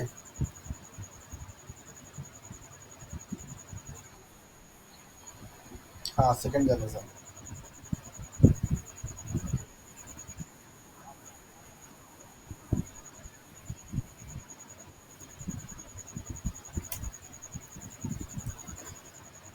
अरे भाई, 25% एंड 30%, 75%। तो आपको निकालना होगा 500 का 25%। कितना आ जाएगा जी? 125 है ना? और जी, और बाकी 500 का फिर से आपका कितना 75%। पेंसिल 15 25 75, सॉरी 5 5 25, दो 5 7 35, दो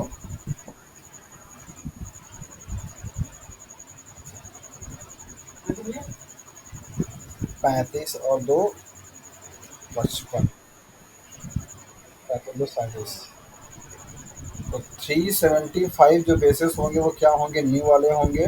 125 बेसिस जो होंगे वो क्या होंगे? पेरेंटल वाले होंगे। समझ में आया? जितना भी नंबर आपको दिया जाएगा उतने नंबर का आपको मालूम है कि सेकेंड जनरेशन में जो रेशियो होता है दैट इज द 1:3 या 25:75%। अगर आप 1:3 से लगाते हैं तो भी आप लगा पाएंगे। दैट मीन्स कि उसका 1/4 पार्ट क्या था, जो भी बेस होगा आपका 1/4 अगर आप निकालेंगे तो क्या हो जाएगा 500 गुने 1/4। तो यहाँ पे मल्टीप्लाई, यहाँ पे इसको कट करेंगे तो जो आपका आएगा दैट इज 125 आएगा। आप ऐसे भी लगा सकते हैं, परसेंटेज से भी निकाल सकते हैं। जो भी नंबर दिया रहेगा उसका 25% जो होगा वो आपका पेरेंटल होगा और 75% क्या होगा? आपका न्यू होगा। ठीक है, चलिए। आ, अब आते हैं डायरेक्टली क्वेश्चंस वाले पे, क्योंकि अभी अब आगे ही चीज़ पढ़ाएंगे तो आप लोग थोड़ा सा देख रहे हैं कि बोर हो रहे हैं। इनको कल कंटिन्यू करेंगे। आ जाते हैं क्वेश्चंस वाले पॉइंट पे और क्वेश्चंस आपसे पूछते हैं और देखते हैं कि क्या कंडीशन है आप लोगों की। बहुत सारी चीज़ें मैंने पढ़ाने के लिए सोचा था लेकिन अभी टाइम थोड़ा ज़्यादा हो गया है। जो लोग सीजीपीटीएम की तैयारी कर रहे हैं उनके लिए क्वेश्चन है, how you can prove that DNA replication is by directional. आपको कैसे प्रूफ, चूंकि अभी मैंने आपको पढ़ाया नहीं है कि रेप्लिकेशन बाई डायरेक्शंस कैसे होता है, बट क्वेश्चंस मैं आपको यहाँ पे दे दे रहा हूँ। आप ये कैसे प्रूफ करेंगे कि रेप्लिकेशन की जो प्रोसेस होती है वो बाई डायरेक्शंस होती है। दैट मीन्स अगर आपका ओरिजिन ऑफ रेप्लिकेशन ऐसे बना हुआ है तो ये इस डायरेक्शन में भी हो रहा है और इस डायरेक्शन में भी रेप्लिकेशन की प्रोसेस हो रही है। दूसरा, why DNA polymerase needs template.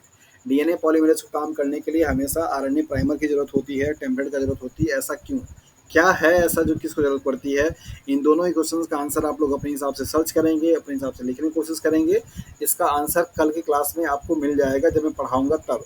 चूंकि मैं आज ही पूरा पढ़ाने के लिए प्लान किया था बट नहीं, क्लास मतलब नहीं चल पाया, दैट इज़ वाई। अदरवाइज आपको लेक्चर में ही इनका आंसर मिल जाता। और जो चीज़ें आप लोग पढ़ी हैं उनके बेसिस पे आप यहाँ पे देखिए कि in bacterial chromosome DNA replication stop at. Replications के बारे में भी डिटेल आपको नहीं पढ़ा है तो ये क्वेश्चंस आप अभी नहीं कर पाएंगे। वैसे अगर कर सकते हैं तो बड़ी अच्छी बात है। ओरिजिन ऑफ रेप्लिकेशंस यूजुअली कंटेन, क्या कंटेन करता है ये भी आपको देखना होगा। तो ये तो खैर बहुत इजी से क्वेश्चन आप आसानी से कर पाएंगे। दैट इज 80 के सीक्वेंसेस होते हैं। तो क्वेश्चंस वाले पर अभी आप नहीं कर पाए का थोड़ा पकड़ कम बनेगा क्योंकि अभी सारी चीज़ें में डील नहीं कर। ओके, तो जब चीज़ें समझ। हाँ, कल कल पढ़ाएँगे क्योंकि आज एक्चुअली पहला दिन है और बहुत मैं देख रहा हूँ कि थोड़ा आप लोग इनएक्टिव टाइप के हो गए हैं। बट जितनी चीज़ें पढ़ाया हो उनको अच्छे तरीके से रिवीजन ज़रूर करिएगा और उनके जो की पॉइंट्स होंगे उनको नोट ज़रूर बनाइएगा। ठीक है? चलिए ठीक है। हाँ, गुड नाइट।